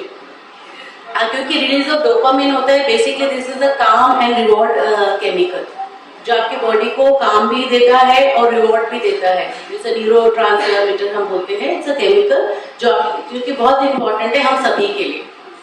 एंड लेस इरिटेबल रहेगा बच्चा, क्योंकि उसको बच्चे को आप खुद ही देखिए कि अगर आपने सुबह ब्रेकफास्ट नहीं किया, आप काम पे चले गए हैं, लंच भी नहीं किया, शाम तक घर आते आते आप बहुत इरिटेबल और रेस्टलेस होते हैं, क्योंकि आपकी एनर्जी लेवल लो हो गई है और आपको कहीं ना कहीं लगे यार मैंने सारा दिन कुछ भी नहीं खाया। वैसे आप चाहे फास्ट रखोगे तब आपको नहीं क्रेविंग होती, क्योंकि आप मेंटली प्रिपेयर होते कि आज मुझे पूरा दिन कुछ नहीं खाना है। बट किसी दिन आप काम की वजह से या स्ट्रेस की वजह से कुछ ना खाओ तो आप शाम तक इरिटेबल हो गए होगे। ऐसे इन बच्चों के साथ भी जिनको प्रॉपर न्यूट्रिशन नहीं मिलेगा तो इरिटेबिलिटी होती ही होती है। Impact of nutrition on ADHD symptoms, again influence of diet is very important। बच्चे को टाइम टू टाइम डाइट की इम्पोर्टेंस बतानी पड़ती है, बच्चा एक बारी में नहीं समझेगा। आप खुद ही देख लीजिए, हम मोस्टली स्पेशली दिल्ली एनसीआर के लोग बहुत एजुकेटेड हैं, रोज डाइट के बारे में कुछ ना कुछ आता ही आता है, स्टिल सबकी डाइटरी हैबिट्स बहुत ही अनहेल्दी है। लेट उठेंगे, लेट खाएंगे, पैक्ड फूड खाएंगे, रात में हेवी मील्स खाएंगे, बाहर इतना खाएंगे, ऑल्दो दे आर एजुकेटेड। तो अगेन इन्फ्लुएंस ऑफ डाइट, बच्चों को भी आपको बारी बारी रिपीट करना पड़ता है कि ब्रेकफास्ट क्यों इम्पोर्टेंट है, ये टमाटर खाना क्यों जरूरी है, ग्रीन लीफी खाना क्यों जरूरी है। तो ये बहुत आपको इन्फ्लुएंस ऑफ डाइट का बहुत इम्पैक्ट पड़ेगा। फिर अगर आप बच्चे को एक बार बच्चे के दिमाग में आ जाए ना, इन बच्चों में ये भी है कि एक चीज दिमाग में आ जाए उसको फॉलो करते करते, because at one stage they become very discipline also. 5 बजे उठना है तो उठना ही है, 6 बजे योगा करनी है तो करनी है, 7 बजे अगर चाय लेनी है तो लेनी ही लेनी है, कोई नहीं बनाना तो खुद बना लेते हैं। हमने बहुत सब ये सब चीजें देखी हैं। जो की न्यूट्रिएंट्स है एडीएचडी के लिए वो ओमेगा 3 फैटी एसिड्स है, आयरन है, जिंक है, मैग्नीशियम है, क्योंकि ये सारे लिंक है कॉग्निटिव फंक्शन से भी लिंक करता है, आपके बिहेवियर से भी करता है। एंड अगर ये प्रॉपर मिल रहे हैं तो आपके जो एडीएचडी सिम्टम्स है वो सब्सिडाइज नहीं, मैं कहूंगी थोड़े से एग्रीवेट नहीं होंगे, जितने हैं उतने ही रहेंगे। एंड ऐसे हम बच्चे को या ऐसे हम क्लाइंट को dietary trigger, that means elimination diets भी ट्राई करते हैं। एलिमिनेशन डाइट का मतलब है कि हम धीरे धीरे एक एक फूड आइटम हटाएंगे। जैसे हमें लगा कि चलो आज दूध की सारी चीजें हटा के देखें, क्या पता बच्चे का बिहेवियर ठीक हो जाए, तो उस दिन हम दूध की कोई चीज नहीं देते हैं। फिर हम उसको लगता है कि बच्चा मतलब थोड़ा 1% या 10% चेंज है तो हम अगले दिन भी दूध हटा देंगे, दूध की जगह दूसरी सप्लीमेंट देना शुरू करेंगे। उसके बाद लगेगा कि हफ्ते बाद दूध नहीं दिया बच्चा ठीक है, तो हम उसके गेहूं हटाना शुरू करते हैं या फ्रूट हटाना शुरू करते हैं, या कई केसेस में हम ग्रीन लीफी वेजिटेबल भी हटाना शुरू करते हैं। या पीनट, जैसे हम मना तो करते थे कि पीनट्स नहीं देना, बट पता चला है कि घर का खाना ही मूंगफली के तेल में बन रहा है, तो वो तो कहीं ना कहीं बात है। जैसे बहुत लोगों को सोया से एलर्जी होती है, बट उनके घर में सोयाबीन ऑयल यूज हो रहा है, तो उन्होंने नगेट्स खाने छोड़ दिए, न्यूट्रेला खाना छोड़ दिया, सोया चाप खाने छोड़ दिए, बट रोज उनके खाने में जो सोया ऑयल डल रहा है, सोयाबीन ऑयल डल रहा है, वो तो नुकसान कर ही रहा है ना। लोग ऑयल का भी ध्यान नहीं देते हैं, सनफ्लावर ऑयल है क्योंकि इतनी ब्रांड्स हैं, तो हम कहते हैं देसी घी और mustard oil is the best. ये दोनों तो यूज करो, साथ में पीनट ऑयल है, ग्राउंडनट ऑयल है या सनफ्लावर ऑयल है, इनको चेंज करते रहो। जैसे 2 महीने पीनट ऑयल यूज करते, अगर आपके घर में कोई एलर्जिक नहीं है तो 2 महीने सोयाबीन ऑयल यूज कर लिया, 2 महीने आपने सनफ्लावर कर लिया, 2 महीने राइस ब्रेड कर लिया, तो इस तरह से कर लो। प्योर घी और मस्टर्ड ऑयल हमेशा घर पे रहना चाहिए। जो हमारा रिकमेंडेड डाइटरी स्ट्रैटेजीज है, बैलेंस न्यूट्रिशन होना चाहिए, बच्चे की एक्टिविटीज और उसके जो एज है उस हिसाब से बैलेंस न्यूट्रिशन होना चाहिए, जिसमें कॉम्प्लेक्स कार्बोहाइड्रेट, प्रोटीन और फैट का इंटेक होना चाहिए। ओमेगा 3 फैटी बहुत इंपॉर्टेंट है, इसलिए आपको ड्राई फ्रूट से मिलेगा, वॉलनट से, फ्लेक्स सीड से मिलेगा, चिया सीड से मिलेगा, प्योर घी से मिलेगा। कोकोनट ऑयल आप यूज कर सकते हैं, कोकोनट ऑयल में भी आप चिप्स बना सकते हैं, जैसे बनाना चिप्स है, आलू के चिप्स को फ्राई कर सकते हैं, या पोहा वगैरह उसमें अभी आप कोकोनट को ग्रेट करके डाल सकते हैं, कोकोनट की चटनी बना सकते हैं अगर आपने ऑयल नहीं भी यूज करना तो। लिमिटेड प्रोसेस्ड फूड को आप जितना लिमिट करेंगे अच्छा है, क्योंकि प्रोसेस्ड फूड भी दो तरीके का है, प्रोसेस्ड फूड है और एक अल्ट्रा प्रोसेस्ड फूड है। प्रोसेस्ड फूड तो आपका नॉर्मल है फूड, जैसे आपकी आइसक्रीम हो गई है, या आपके जैसे ये दालें वगैरह पैक हो रहे हैं, या जैसे मसाले पैक हो रहे हैं, ये आपके प्रोसेस्ड फूड है। बट जो अल्ट्रा प्रोसेस्ड फूड है, जो ज्यादा हार्मफुल है, वो आपका है फ्रोजन फूड है, या रेडी टू ईट मील है, या आपका इंस्टेंट फूड है, जैसे आपका पोहा है पानी डाल के बन के, क्योंकि इसमें डिफरेंट एडिटिव्स हैं, कलर्स है, डाइज है, एंटी एजिंग, एंटी फोमिंग है, एंटी वो है, एजेंट्स है, कंपाउंड्स है जो आपको नुकसान करेगा ही करेगा। फिर डिफरेंट तरह के कलर्स है, केमिकल्स हैं, तो जो अल्ट्रा प्रोसेस्ड फूड है ये ज्यादा नुकसान करेंगे प्रोसेस्ड फूड के उससे। जो ADHD में खाना चाहिए, जो अगेन मैं बोल रहा हूँ हाई प्रोटीन है, हाई प्रोटीन में आपके लेग्यूम्स हैं, स्प्राउट्स हैं, बॉइल्ड चना है, लोबिया है, मिल्क एंड मिल्क प्रोडक्ट्स हैं, पीनट्स हैं आपके, अगर आपके बच्चे को किसी को पीनट एलर्जी नहीं है, सोया है, सोया मिल्क भी आ रहा है, कई बार क्या हमें दूध से एलर्जी होती है, बट है कि हम सोया मिल्क ले सकते हैं, और सोया योगर्ट भी आता है। बच्चा दूध को नहीं पीता, आप लस्सी दे सकते हैं, पनीर दे सकते हैं, चीज स्लाइस दे सकते हैं। एंड लेस सिंपल कार्बोहाइड्रेट मतलब चीनी नहीं देनी, क्योंकि चीनी खाने से बच्चे को प्रॉब्लम होगी, एक्टिव सिम्टम्स बढ़ेंगे।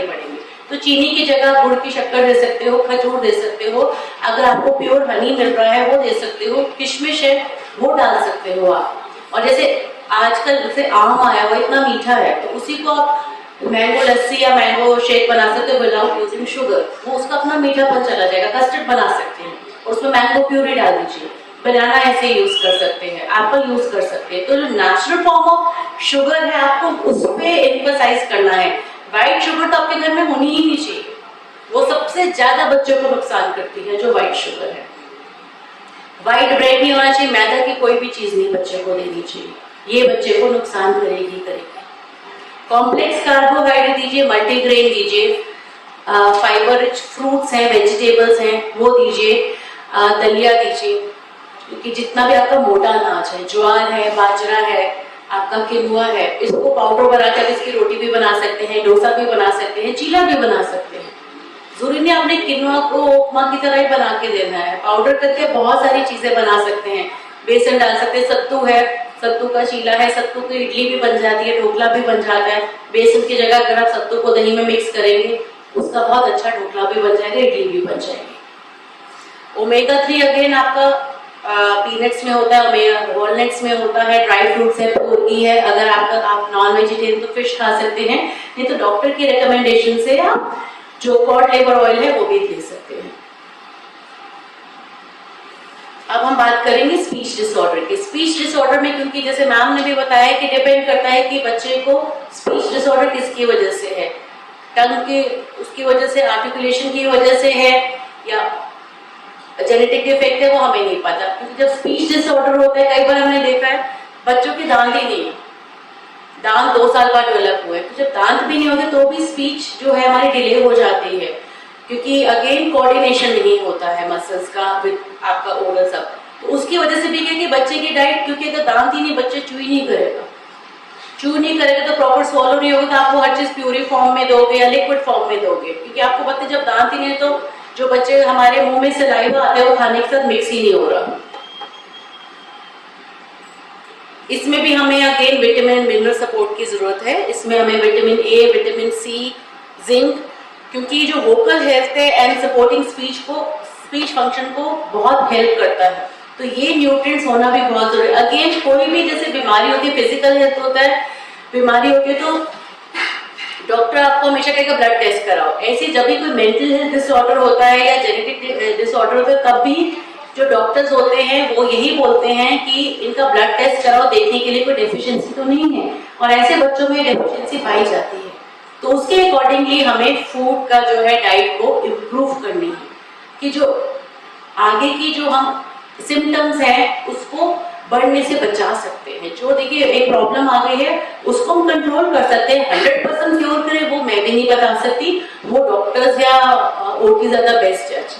तो डाइट को अगर हम थोड़ी भी चेंज करेंगे तो उससे भी हमें काफी हद तक मैं कहूँगी एक साइकोलॉजिकली भी रहता है कि हमारा बच्चा एक हेल्दी डाइट ले रहा है, और दूसरा हमें ये भी लगता है कि हाँ कि क्या पता इसके बाद बच्चे के सिम्टम्स एग्रीवेट ना हो और इसी को हम कंट्रोल कर पाए। हाइड्रेशन अगेन बहुत जरूरी है वोकल हेल्थ के लिए, जो मैंने पहले बताया, क्योंकि पानी और लिक्विड वो चीज है हमारी बॉडी का जिसमें हमारे सारे न्यूट्रिएंट्स फ्लो करते हैं, पूरी बॉडी में डिफरेंट ऑर्गन्स को लेके जाते हैं। अगर हमारा हाइड्रेशन ही प्रॉपर नहीं है तो हमारे न्यूट्रिएंट्स हमारे डिफरेंट ऑर्गन्स में नहीं ट्रैवल कर पाएंगे। एंटी इंफ्लेमेटरी फूड है, जैसे हल्दी है, आपकी अदरक है, ये देना जरूरी है, क्योंकि इससे भी हमारी जो स्पीच प्रॉब्लम है इसको हम इम्प्रूव कर सकते हैं। हमारे इंडियन किचन में ही मसालों में ही इतने एंटी इंफ्लेमेटरी फूड है, डार्क चॉकलेट है, हल्दी है, अदरक है, तुलसी है, दालचीनी है, लौंग है, ये सारे एंटी इंफ्लेमेटरी और एंटीसेप्टिक फूड्स हैं जो हमारे बॉडी के इन्फ्लेमेशन को रोकता है।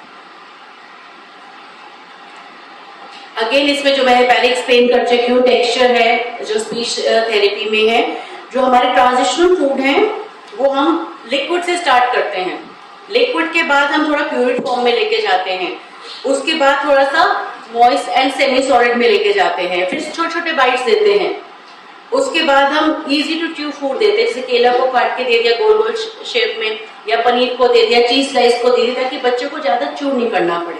उसके बाद जब बच्चा च्यूइंग का एक आदत डेवलप हो जाती है तो फिर बच्चे को हम नॉर्मल फूड दे सकते हैं, बट हमें अगेन लिक्विड से ही स्टार्ट करना पड़ेगा।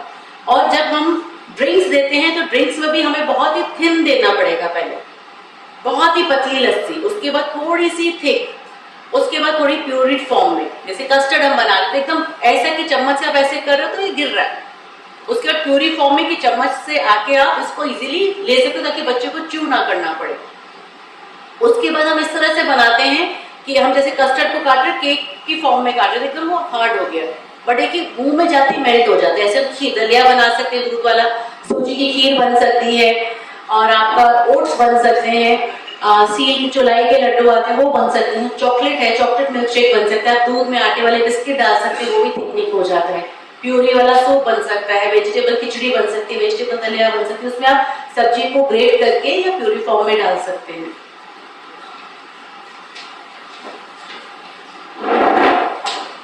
अगेन इसमें स्वॉलिंग डिसऑर्डर और न्यूट्रिशन का बहुत मतलब बेसिकली जहाँ स्वॉलिंग डिसऑर्डर और न्यूट्रिशन का बहुत इंपॉर्टेंट रोल है, जो मैंने आपको पहली स्लाइड में एक्सप्लेन किया है कि आपको देखना है कि आपके बच्चे को क्या प्रॉब्लम है, उस हिसाब से किस तरह से हमने लिक्विड डाइट से शुरू करना है या हमने सेमी सॉलिड डाइट से शुरू करना है।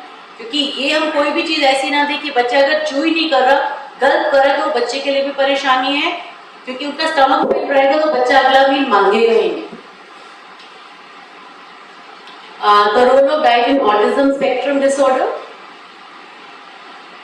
अगेन इसमें जो है इन्फ्लुएंस ऑफ डाइट बहुत इंपॉर्टेंट है, और क्योंकि इसमें हमें एक तो बहुत ही डेंस कैलोरीज देनी है, क्योंकि बच्चा कभी मूड में है खाएगा, कभी नहीं खाएगा, कभी हाइपर एक्टिव है, कई बार एकदम रेस्टलेस है, कभी एकदम वो डिसओरिएंटेड है, तो क्या पता बच्चा ना खाए। तो इसलिए हमें उस तरह से मील, एक तो बच्चों को मैं कहूंगी स्मॉल क्वांटिटी होनी चाहिए। कई बार बच्चा का वैरायटी आप एक साथ रख दोगे तो बच्चा घबरा जाता है, तो वो चीज नहीं होनी चाहिए।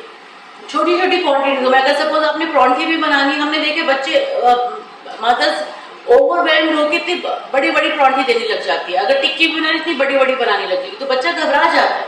तो पहले छोटी छोटी टिक्की बनाइए, परांठा भी छोटा बनाइए, क्या पता बच्चे को पसंद है जो दूसरा मांग ले, क्योंकि कई बार बड़े और ज्यादा क्वांटिटी के चक्कर में बच्चा खाना छोड़ देता है, वो घबरा जाता है। और हर बच्चे की अपनी एपेटाइट है, आप किसी भी बच्चे की एपेटाइट को दूसरे बच्चे के साथ कंपेयर नहीं कर सकते। क्या पता, क्योंकि उनका क्या पता किसी बच्चे का BMR बहुत ज्यादा हाई है, BMR मतलब बेसल मेटाबॉलिक रेट, यानी बहुत जल्दी खाना डाइजेस्ट और पचता है बच्चे को, कई बच्चे का धीरे धीरे क्योंकि उनका बॉडी स्टमक फंक्शन ही ऐसे कि वो धीरे धीरे, तो बच्चे को भूख नहीं लगती, वो एक रोटी लेकर ही 1-1 घंटा बैठा रहता है। और कई बार बच्चे जो है 1 घंटे में 4-4 रोटी भी खा लेते हैं। तो अगेन आप अपने बच्चे पे फोकस कीजिए, बच्चे के एपेटाइट पे फोकस कीजिए। मोस्टली हमने देखा है जो ये ASD वाले बच्चे होते हैं, इनको ग्लूटेन या लैक्टोज या हम केसिन भी बोलते हैं, यानी दूध और दूध वाली चीजों से ही प्रॉब्लम होती है। तो अगेन इसमें हमारी एलिमिनेशन डाइट होगी कि आपको देखना है कि ग्लूटेन सूट नहीं कर रहा है या आपको मिल्क प्रोडक्ट सूट नहीं कर रहे। कई बार क्या होता है ग्लूटेन और केसिन दोनों ही नहीं सूट करते हैं, तो इन दैट केस डेफिनेटली हम तो चाहते हैं कि हर बच्चे का, ये नहीं कि आप स्पेशल नीड के पेरेंट्स हैं, हम कहते हैं जब भी नॉर्मल पेरेंट्स को भी अपने बच्चे की एक प्रॉपर डाइट शेड्यूल होना चाहिए with help of a professionals. But unfortunately यहाँ पर मैं कहूँगी इंडिया में इतना भी डाइटिशियन का रोल ही नहीं, खाना भी नहीं तो बताएंगे, घर वाले लोग खाना भी नहीं तो बताएंगे, क्या फर्क पड़ता है, घर में बड़े बुजुर्ग बैठे तो हैं, बट वो ये बात भूल गए हैं, बड़े बुजुर्ग बैठे जरूर हैं बट उनको ये नहीं पता कि आजकल खाने में कितनी मिलावट है। पहले तो हम गन्ने का जूस भी बाहर बच्चे को पिला देते थे, चाट पापड़ी भी खा लेते थे, पानी भी पी लेते थे, बट बड़ों को ये तो नहीं पता ना। वो आजकल जो पेरेंट्स हैं वो बच्चे को घूमने ही नहीं देते नंगे पाँव, जबकि हम कहते हैं कि बच्चे का और बड़ों का नंगे पाँव घूमना सुबह बहुत जरूरी है, क्योंकि जो मिट्टी होती है उसमें भी कोई माइक्रो न्यूट्रिएंट्स होते हैं जो हमारे पैर के तलवों से हमारी बॉडी में जाते हैं, जिससे हमारा गट हेल्थ बहुत इम्प्रूव होता है। इसलिए आजकल बच्चों की इम्यूनिटी लेवल कम है। हर बात पे हाथ धोना, ये यहाँ हाथ लगा दी वहाँ हाथ लगा दी, पहले तो बच्चे धूल मिट्टी में खेलते ही थे। ठीक है, मैं मानती हूँ कि पेरेंट्स ओवर प्रोटेक्टिव है क्योंकि पोल्यूशन ज्यादा है, रोड है, पार्क अच्छे नहीं है, उसके बाद फिर पेस्टिसाइड्स यूज हो रहे हैं। मैं भी पेरेंट्स की बेसिकली प्रोटेक्टिविटी समझ सकती हूँ, बट स्टिल बच्चों की इम्यूनिटी स्ट्रॉन्ग बनाने के लिए बच्चों को हर वातावरण में भेजना जरूरी है ताकि इम्यूनिटी बच्चे की स्ट्रॉन्ग हो। बहुत प्रोटेक्टिव एनवायरनमेंट में डालोगे, कल को बच्चा मेट्रो में जाएगा या बस में जाएगा, बच्चा परेशान हो जाएगा। या कई बार बच्चे कभी ना कभी बर्थडे पार्टी पे जा रहे हैं, कई बार शादी में जा रहे हैं, वहां जाके बच्चे ने कुछ भी खा लिया तो आपके बच्चे को हेल्थ इश्यूज होंगे ही होंगे। तो थोड़ा बहुत आपको अपने बच्चे को इस एनवायरनमेंट में भी डालना है कि अगर नंगे पाँव चल रहे हैं तो चलने तो क्या फर्क पड़ता है। आजकल देखेंगे कि मोस्टली घरों में आपके जो फर्श है वो मार्बल के हैं या टाइल्स के हैं। पहले जमाने में कच्चे घर होते थे तो बच्चा जब नंगे पाँव चलता था तो उनकी पैरों की शेप आ जाती थी। आजकल बच्चों को इसलिए फ्लैट फुट भी बहुत इसीलिए हो रहा है क्योंकि वो हार्ड फर्श पे ही चलना सीख रहे। पहले बच्चे नॉर्मल पार्क में चलते थे या जो नॉर्मल सीमेंट की हमारे फर्श होते थे उसमें चलते थे, तो जिससे बच्चों की पैर की शेप और नंगे पाँव चलते थे। आज की डेट में बच्चा चलना शुरू नहीं होता, माँ बाप उनको मैचिंग जूते लेना शुरू कर देते, फ्रॉक के साथ मैचिंग, पैंट और शर्ट के साथ मैचिंग, मतलब जितने जोड़े कपड़ों के उतने जोड़े जूते के, ताकि बच्चा चल नहीं रहा है फिर भी जूते पहना रहे। तो बच्चों को आदत ही पड़ जाती है जूते पहनने की, बच्चा फिर बेड से बिना जूते के उतरता ही नहीं। और ये बहुत ही रॉन्ग हैबिट है, बहुत रॉन्ग हैबिट है, क्योंकि जितना पैरों में भी प्रेशर पॉइंट्स हैं, हम यही बोलते हैं कि आजकल बड़े लोग जिम में जा रहे हैं या एक्यूप्रेशर वाले को घर में बुला रहे हैं अपने पॉइंट्स ये प्रेस कराने के लिए, पर घर का काम नहीं करेंगे। अगर घर का देखिए हम नॉर्मल काम करें, मटर भी छील रहे हैं, देखिए हमारे प्रेशर पॉइंट्स दब रहे हैं, धनिया पुदीना साफ करें, मेथी साफ करें, हमारे प्रेशर पॉइंट दब रहे हैं, आटा गूंद रहे हैं उससे हमारे प्रेशर पॉइंट दब रहे हैं। हम जब कपड़े धोते हैं उसमें हम टॉवल नहीं छोड़ रहे हैं, कपड़े नहीं छोड़ रहे, तो ये देखिए हमारी ये इस एक्सरसाइज के लिए लोग हजार रुपए दे रहे हैं, योगा के लिए दे रहे हैं, बट घर में वो नहीं करेंगे। चाहे बच्चों की मैं बात करूं, पेरेंट्स ही नहीं करने देते। जब हम खीरा छीलते हैं, देखिए खीरे में हम ऐसे चाकू को पकड़ रहे हैं तो हमारे प्रेशर पॉइंट दब रहे हैं।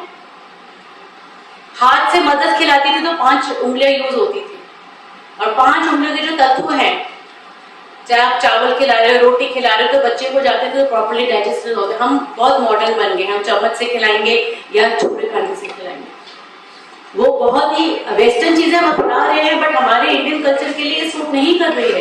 यही कारण है बच्चों को आजकल फिजिकल हेल्थ, गट हेल्थ और मेंटल हेल्थ में प्रॉब्लम्स आ रही हैं। बच्चों को शुरू में ही दर्द है क्योंकि उनकी बॉडी की इम्यूनिटी ही ऐसी नहीं है। सप्लीमेंटेशन और माइक्रोन्यूट्रिएंट की मैंने बात की है, क्योंकि देखिए ये टॉपिक इतना बड़ा है कि 1-2 घंटे भी कम है। क्योंकि इसमें हम इतनी बातें कर सकते हैं, इसमें बहुत जनरलाइज आपको दे रहे हैं और आपको अपने बच्चे के मतलब भविष्य के लिए एक बार प्रोफेशनल डाइटिशियन से हेल्प लेनी बहुत जरूरी है, ताकि आप बच्चे को अपने घर के हिसाब से डाइटिशियन से आप डाइट प्लान बना सकें। जरूरी है आपने यहीं पर ही आना है, किसी भी डाइटिशियन के पास जा सकते हैं। ये मत सोचिए कि हम अपने आप को मार्केट कर रहे हैं, ये करें नहीं, बट डेफिनेटली उस डाइटिशियन को मेंटल हेल्थ का अवेयरनेस होनी चाहिए, क्योंकि मोस्टली डाइटिशियन को ओबेसिटी या डायबिटीज का ही अवेयरनेस है। मेंटल हेल्थ क्योंकि बहुत जगह डाइटिशियन वर्क नहीं कर रही है, बाहर बहुत वर्क हो रहा है, यूएसए में, यूके में, कनाडा, ऑस्ट्रेलिया में। इंडिया में अभी मेंटल हेल्थ में डाइट को रिलेटेड बहुत कम लोग हैं।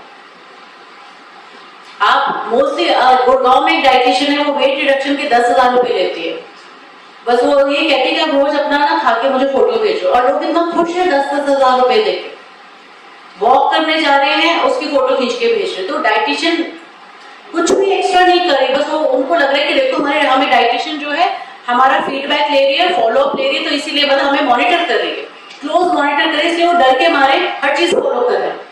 वो उनका डर है, क्योंकि वो डाइटिशियन फिर रात को बोल दे कि आपने फोटो नहीं भेजी, वो अपनी क्वांटिटी की भी फोटो खिंचवा के भेज रहे हैं।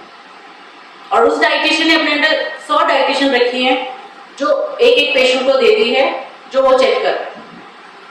और ये हम घर पे भी कर सकते हैं। अगेन मुझे वही लगता है कि हम अपने वेट रिडक्शन के लिए, डायबिटीज कंट्रोल के लिए तो फिर भी डाइटिशियन के पास चले जाते हैं, बट जो हमारे बच्चे हैं या जो हमें कई बार थोड़ा एंजाइटी ये सब होता है, उसके लिए नहीं जाते हैं, कि ये तो नॉर्मल चीज है।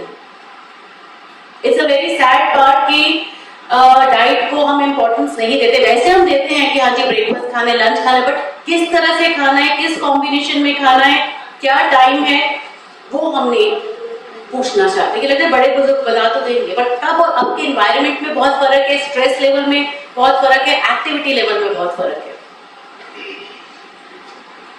अगेन फॉर ऑटिज्म रेकमेंडेड है सीजनल फ्रूट्स एंड वेजिटेबल्स है। अगेन हाई प्रोटीन में बीन्स है, लेंटिल्स है, सोया है, नट्स है, फिश है, लीन मीट है। कॉम्प्लेक्स कार्बोहाइड्रेट है, जैसे होल ग्रेन मैंने बताया, ब्राउन राइस है, मिलेट है, पल्सेस हैं। ओमेगा 3 फैटी एसिड्स है, अगेन फ्लेक्स सीड्स हो गया, इसमें वॉलनट्स है, चिया सीड्स हैं। विटामिन B6 एंड मैग्नीशियम है to improve your speech basically. And जिसमें आप केला है, पालक है, फिश है, ये दे सकते हैं। ग्रीन वेजिटेबल्स दे सकते हैं। डार्क ग्रीन वेजिटेबल्स है, जैसे है वो दे सकते हैं। रागी का आटा है, रागी के लड्डू है, रागी के बिस्किट्स हैं, रागी के चिप्स भी अब आने लग गए हैं। तिल सीड्स हैं आपके, चिया सीड्स हैं, ये सब दे सकते हैं। विटामिन D3 है। आप बच्चे को सुबह उठाइए, अगर जैसे विंटर्स में 4 महीने भी अगर आप बच्चे को सुबह 10 से 11 धूप में रखेंगे ना, आपके पूरे साल की विटामिन D कंप्लीट हो जाएगी। सिर्फ 4 महीने। पहले हम स्कूल भी जाते थे, पैदल जाते थे, आजकल एसी बसेस में जा रहे हैं, एसी रूम में बैठ रहे हैं। फिर पेरेंट्स ही कहते हैं मेरे बच्चे को प्लेग्राउंड मत लेके जाना, बच्चा बीमार पड़ जाए। पड़ेगा, क्योंकि एसी में आने जाने का इतना उनका, तो बच्चा बीमार पड़ेगा। मैं नॉर्मल बच्चों की भी बात कर रही हूँ, वो पेरेंट्स ही लड़ने जाएंगे आपने हमारे बच्चे को इतना रिहर्सल क्यों कराई, मेरा बच्चा फेंट हो गया तो। हम तो अपने बच्चे को, हमारे बाथरूम में भी एसी है, तो आप बच्चे को अपनी बॉडी को वो इस तरह से अडेप्ट कर दे कि बच्चे को एकदम ही ये एनवायरनमेंट चेंज की आदत नहीं। और जब वो एनवायरनमेंट चेंज होगा, बच्चे को प्रॉब्लम होगी, स्किन डिजीज होगी, मेंटल हेल्थ इश्यूज होंगे, फिजिकल हेल्थ इश्यू होंगे, बहुत सारी चीजें होंगी। नॉट रिकमेंडेड है अगेन, अगर आपके बच्चे को ग्लूटेन से एलर्जी है या आपको मिल्क या मिल्क प्रोडक्ट से एलर्जी है, वो नहीं देना। ग्लूटेन में आपका दलिया, सूजी भी आता है, बिस्किट भी आता है और ब्रेड्स भी आती हैं, क्योंकि गेहूं से दलिया, सूजी, मैदा बनता है। बहुत लोगों को कि हमने रोटी तो बंद कर दी, बट उन्होंने मैदा तो बंद नहीं किया ना, सूजी बंद नहीं की, दलिया नहीं बंद किया, तो दलिया की जगह किनवा दे सकते हैं। किनवे को अगर आप और बेसिकली बारीक पीसेंगे तो सूजी की तरह काम आएगा। चावल का आटा दे सकते हैं आप, उनको सत्तू दे सकते हैं, रागी दे सकते हैं, मक्की का आटा दे सकते हैं, बहुत सारी चीजें हैं। बहुत लोग परेशान हैं हमारा बच्चा कभी रोटी नहीं खा पाएगा, ऐसी कोई बात नहीं। अगर नहीं भी खाएगा कोई बात नहीं, बहुत ऑप्शंस है। मल्टीग्रेन आटा आ रहा है, मल्टीग्रेन में रागी का है, ओट्स का आटा है, चने की दाल का आटा है, सोया का आटा है, काले चने का आटा है। उसकी रोटी इतनी अच्छी बनती है, अगर आप उसको दूध या पनीर के पानी में गूंदो, थोड़ा दूध और पनीर का पानी से प्रोटीन भी चलेगा, रोटी सॉफ्ट भी बनेगी। अगर बच्चे को डेयरी प्रोडक्ट सूट नहीं कर रहा तो मत दीजिए, दूध की जगह आप दही दे सकते हैं। और पनीर दे सकते हैं या सोया मिल्क दे सकते हैं, बादाम का दूध है वो दे सकते हैं। नहीं तो आप बच्चे को ये ग्रीन लीफी वेजिटेबल्स भी देंगे, वो भी कोई प्रॉब्लम नहीं। नान कोकोनट का मिल्क दे सकते हैं, जो नॉर्मल कोकोनट आता है जिसके हम चटनी बनाते हैं, उसको अगर आपने कस करके पानी डाल के आप उसको मिक्सी कर लीजिए, उसको छान लीजिए, वो आपका कोकोनट मिल्क बन जाएगा। इतना टेस्टी होता है वो कोकोनट मिल्क, आप दे सकते हैं। अगर आपने 1 गिलास कोकोनट मिल्क दिया, वो आपके 2 गिलास दूध के बराबर है। हाई शुगर फूड नहीं देना है क्योंकि इससे बच्चे का हाइपर एक्टिविटी होगी।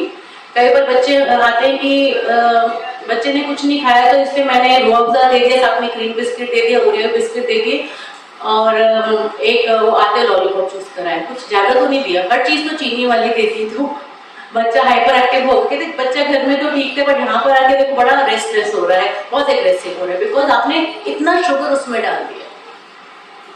आर्टिफिशियल कलर्स अवॉइड करने हैं, red colour, orange colours, because जो फ्लेवर्ड फ्रूट्स आते हैं, फ्लेवर्ड कैंडीज हैं, क्योंकि ये सबसे ज्यादा नुकसान करते हैं। क्रीम बिस्किट है, जो आपके इतने कलरफुल केक्स आते हैं, अगेन जैसे मैंने बताया रेड एंड ऑरेंज कलर सबसे ज्यादा डेंजरस है। सबसे जो सेफ कलर है वो green colour, red, orange, yellow, सबसे तो हाई पे रेड ही है। तो जितना केक्स में मोस्टली रेड ही यूज होता है।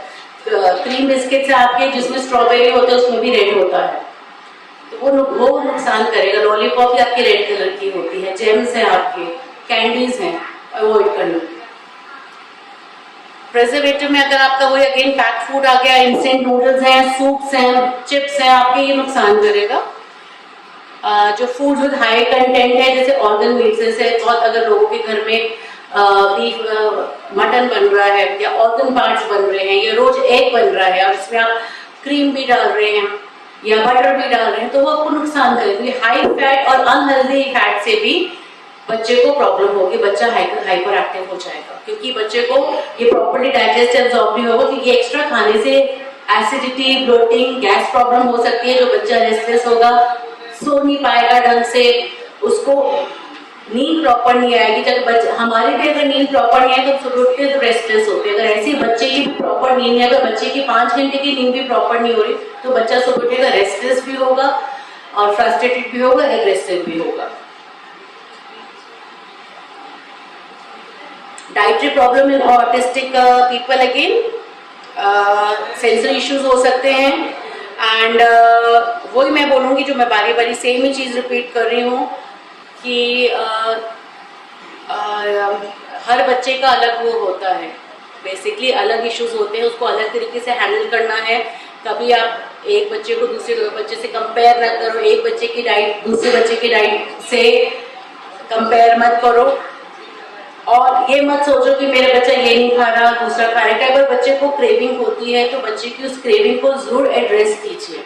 अगर आप बच्चे की क्रेविंग को एड्रेस करेंगे तो एक बच्चे को कॉन्फिडेंस लेवल भी आएगा, एक कंटेंटमेंट भी मिलेगी एंड बच्चे का कम्युनिकेशन स्किल है, सोशल स्किल है, बढ़ेगा, क्योंकि उसको ये लगेगा कि वह जो भी मांगता मुझे मना किया जाता है। तो उसको किस तरह से आपने एड्रेस करना है, कैसे उसको आपने सिचुएशन को सॉल्व करना है, ये आप पर ही डिपेंड करेगा। इनडाइजेशन बच्चों को रहेगा ही रहेगा, तो आपको अगेन यही देखना है कि अगर हरे पत्ते वाली सब्जी मैं दे रही हूँ या कॉर्न दे रही हूँ, बच्चे को इनडाइजेशन हो गया, मतलब जिस तरह से खा रहे हैं मोशन वैसे ही है। कॉर्न खाया, मोशन में भी कॉर्न आ गया, तो आपको फिर कॉर्न नॉर्मल वे में नहीं देने हैं, उसको थोड़ा क्रश करके देने हैं, क्योंकि बच्चे को वो प्रॉपरली च्यू कर नहीं पा रहा, मे बी उसको पसंद नहीं आ रहा है या बहुत जल्दी खा रहा है। तो ये सब चीजें इनडाइजेशन पे भी आपको ध्यान देखना पड़ेगा। इजी टू च्यू फूड्स आपने बच्चों को देने हैं। अगेन ब्रेड, अगर मैदे की प्रॉब्लम है तो रागी ब्रेड आ रहा है, मल्टीग्रेन ब्रेड आ रहा है और 15 दिन में आप एक बार ब्रेड दे सकते हैं। उसका पिज्जा बना सकते हैं। कुलचा भी आजकल आता है, गेहूं का कुलचा आ रहा है, उसमें आप पिज्जा बना के दे दीजिए, वो आपको इजीली खाया जाएगा। राइस है आपके, राइस दे सकते हैं।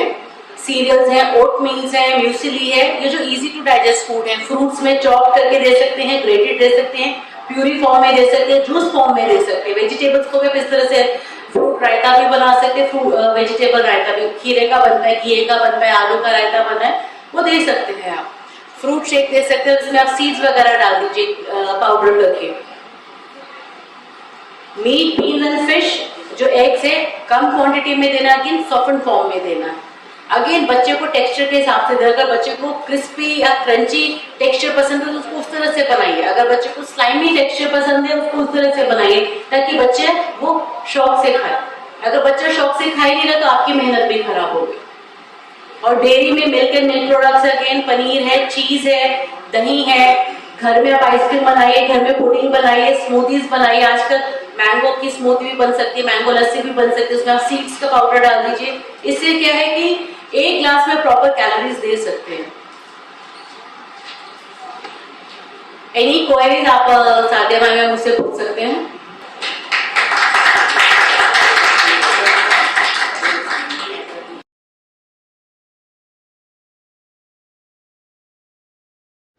ऐसा दो ही सूरत में होता है, या फिर ऑल क्लियर या ऑल क्लियर।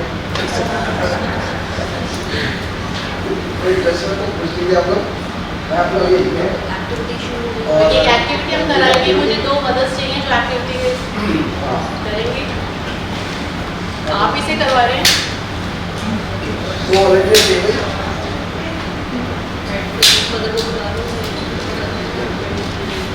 ये हम आपको बता रहे हैं, इसमें हमारा रेनबो कलर्स भी है, हाई प्रोटीन भी है, हाई फाइबर भी है, ओमेगा भी है, ओमेगा रिच भी है। जो पेरेंट्स पिछली बार थे तो उनको शायद याद होगा, मैंने स्पेसिफाई किया था कि हमें रेनबो कलर डाइट में इस्तेमाल करना चाहिए, टेक्सचर देखने चाहिए, बच्चों की मनपसंद चीज होनी चाहिए। और हमें ऐसे न्यूट्रिएंट डेंस, जो मैं आपको बार बार आज 2-3 बार मैंने रिपीट किया कि न्यूट्रिएंट डेंस रेसिपी होनी चाहिए कि एक ही बोल में बच्चे को कैलोरी भी चले जाए और प्रॉपर न्यूट्रिशन भी चला जाए। और ये फिंगर फूड भी है, चम्मच से भी खा सकते हैं। क्या आप इंग्रेडिएंट्स आइडेंटिफाई कीजिए कि क्या क्या इंग्रेडिएंट्स हमने यूज किए।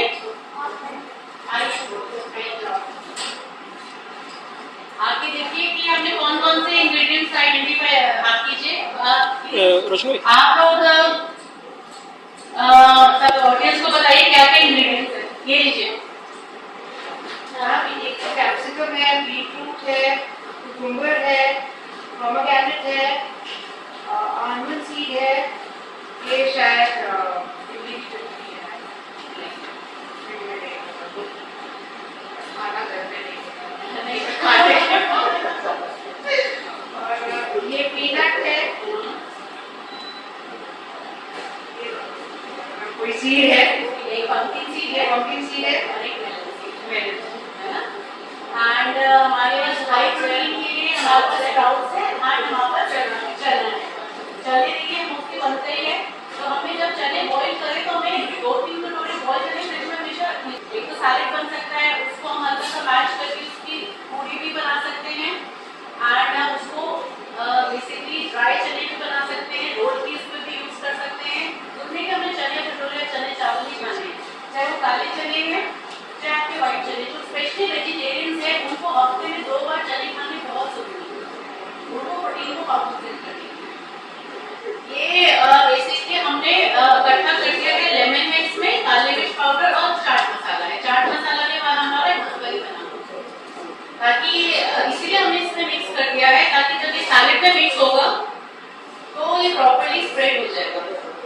ठीक है, तो अब ये बनाएंगे। पहले आप मैम बेशक इसी में बना लीजिए, इसी में कर लीजिए, क्योंकि सब खाएंगे भी ना, सबके खाने के लिए भी है। ये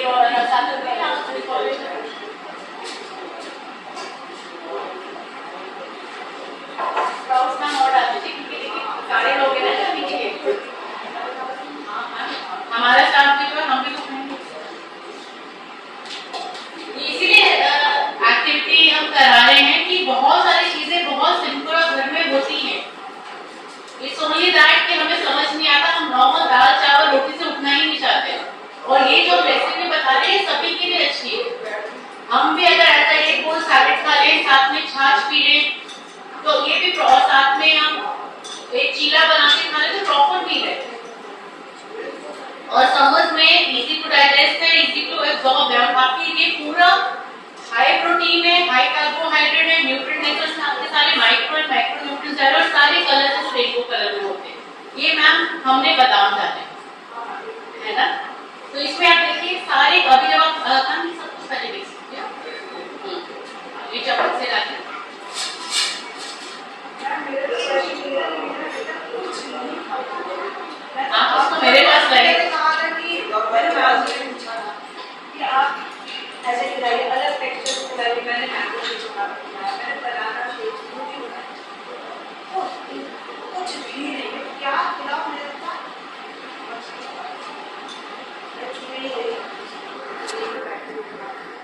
और इसमें हम टेक्सचर्स भी सारे दे रहे हैं।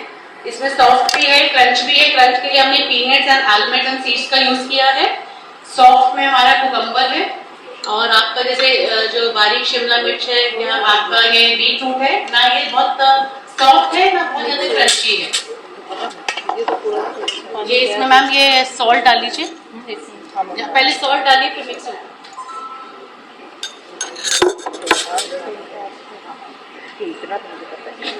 सीड्स डालिए आपने? जी मैम।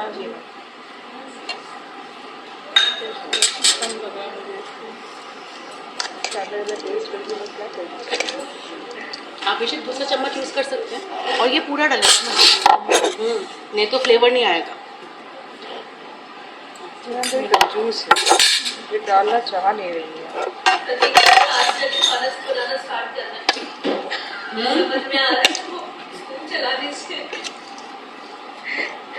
मैम यही काम मुझे अच्छा नहीं लगता है, बस बाकी तो सारे काम करती हूँ।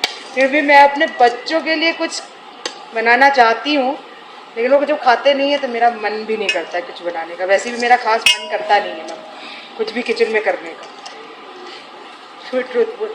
बल्कि मेरे हस्बैंड बेटर खाना बनाते हैं। हम कहते हैं कि हम अपने यहाँ पर जो पेशेंट और केयर गिवर को ये ट्रेन कर रहे हैं कि एडीएल मतलब एक्टिविटी ऑफ डेली लिविंग सभी को आना चाहिए, चाहे वो मेल है या फीमेल है। एडीएल में आपका कुकिंग है, कपड़े धोना है, रूम को ठीक करना है, जो हम अपने यहाँ पर जो हमारे एक्टिविटी पेशेंट होते हैं उनको ट्रेन करते हैं। हमारे हर रूम में वॉशिंग मशीन भी लगी हुई है कि कपड़ों को धोने का फोल्ड कैसे करना है। और ये हमारे fine motor skill, gross motor skill इसी में है, जब हम कपड़े को फोल्ड करते हैं, कपड़े को निचोड़ते हैं, सब्जियां काटते हैं, मिक्स कर रहे हैं। ये हमारे घर में ही हम सारे एक्सरसाइज और योगा के सारे और वो जो ये है उसको हम घर की एक्टिविटीज में ही यूज कर सकते हैं। बट अनफॉर्चुनेटली क्या किया most of the people are paying for all this.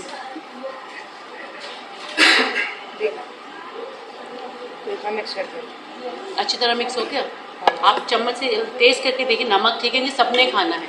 और मेरे हिसाब से आप इसमें पीनट्स एंड आलमंड्स और डालें इसको प्रोटीन रिच के लिए, और ये सीड्स भी सारे डाल दीजिए। सारा डालना सारा नहीं है। मैंने आपको क्या बताया, न्यूट्रिएंट डेंस। अगर आप कम क्वांटिटी बना रहे हैं तो उसकी कैलोरीज और न्यूट्रिएंट डेंस नहीं होगा ना। तो हमने उसी हिसाब से ये सारी चीजें ली हैं कि एक तो सबको हर चीज खाने को मिले, प्लस इसकी कैलोरीज और जो विटामिन मिनरल्स की बारे बारे बात कर रहे हैं वो प्रॉपर मिले।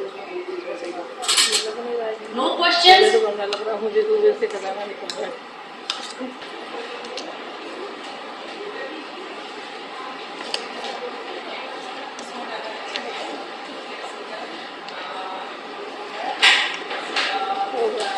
ना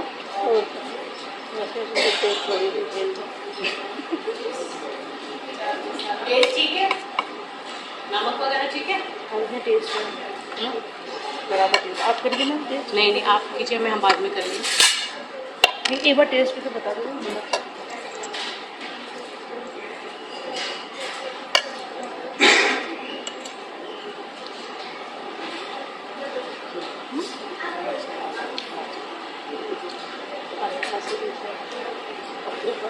Anyways, healthy snacks is waiting for you.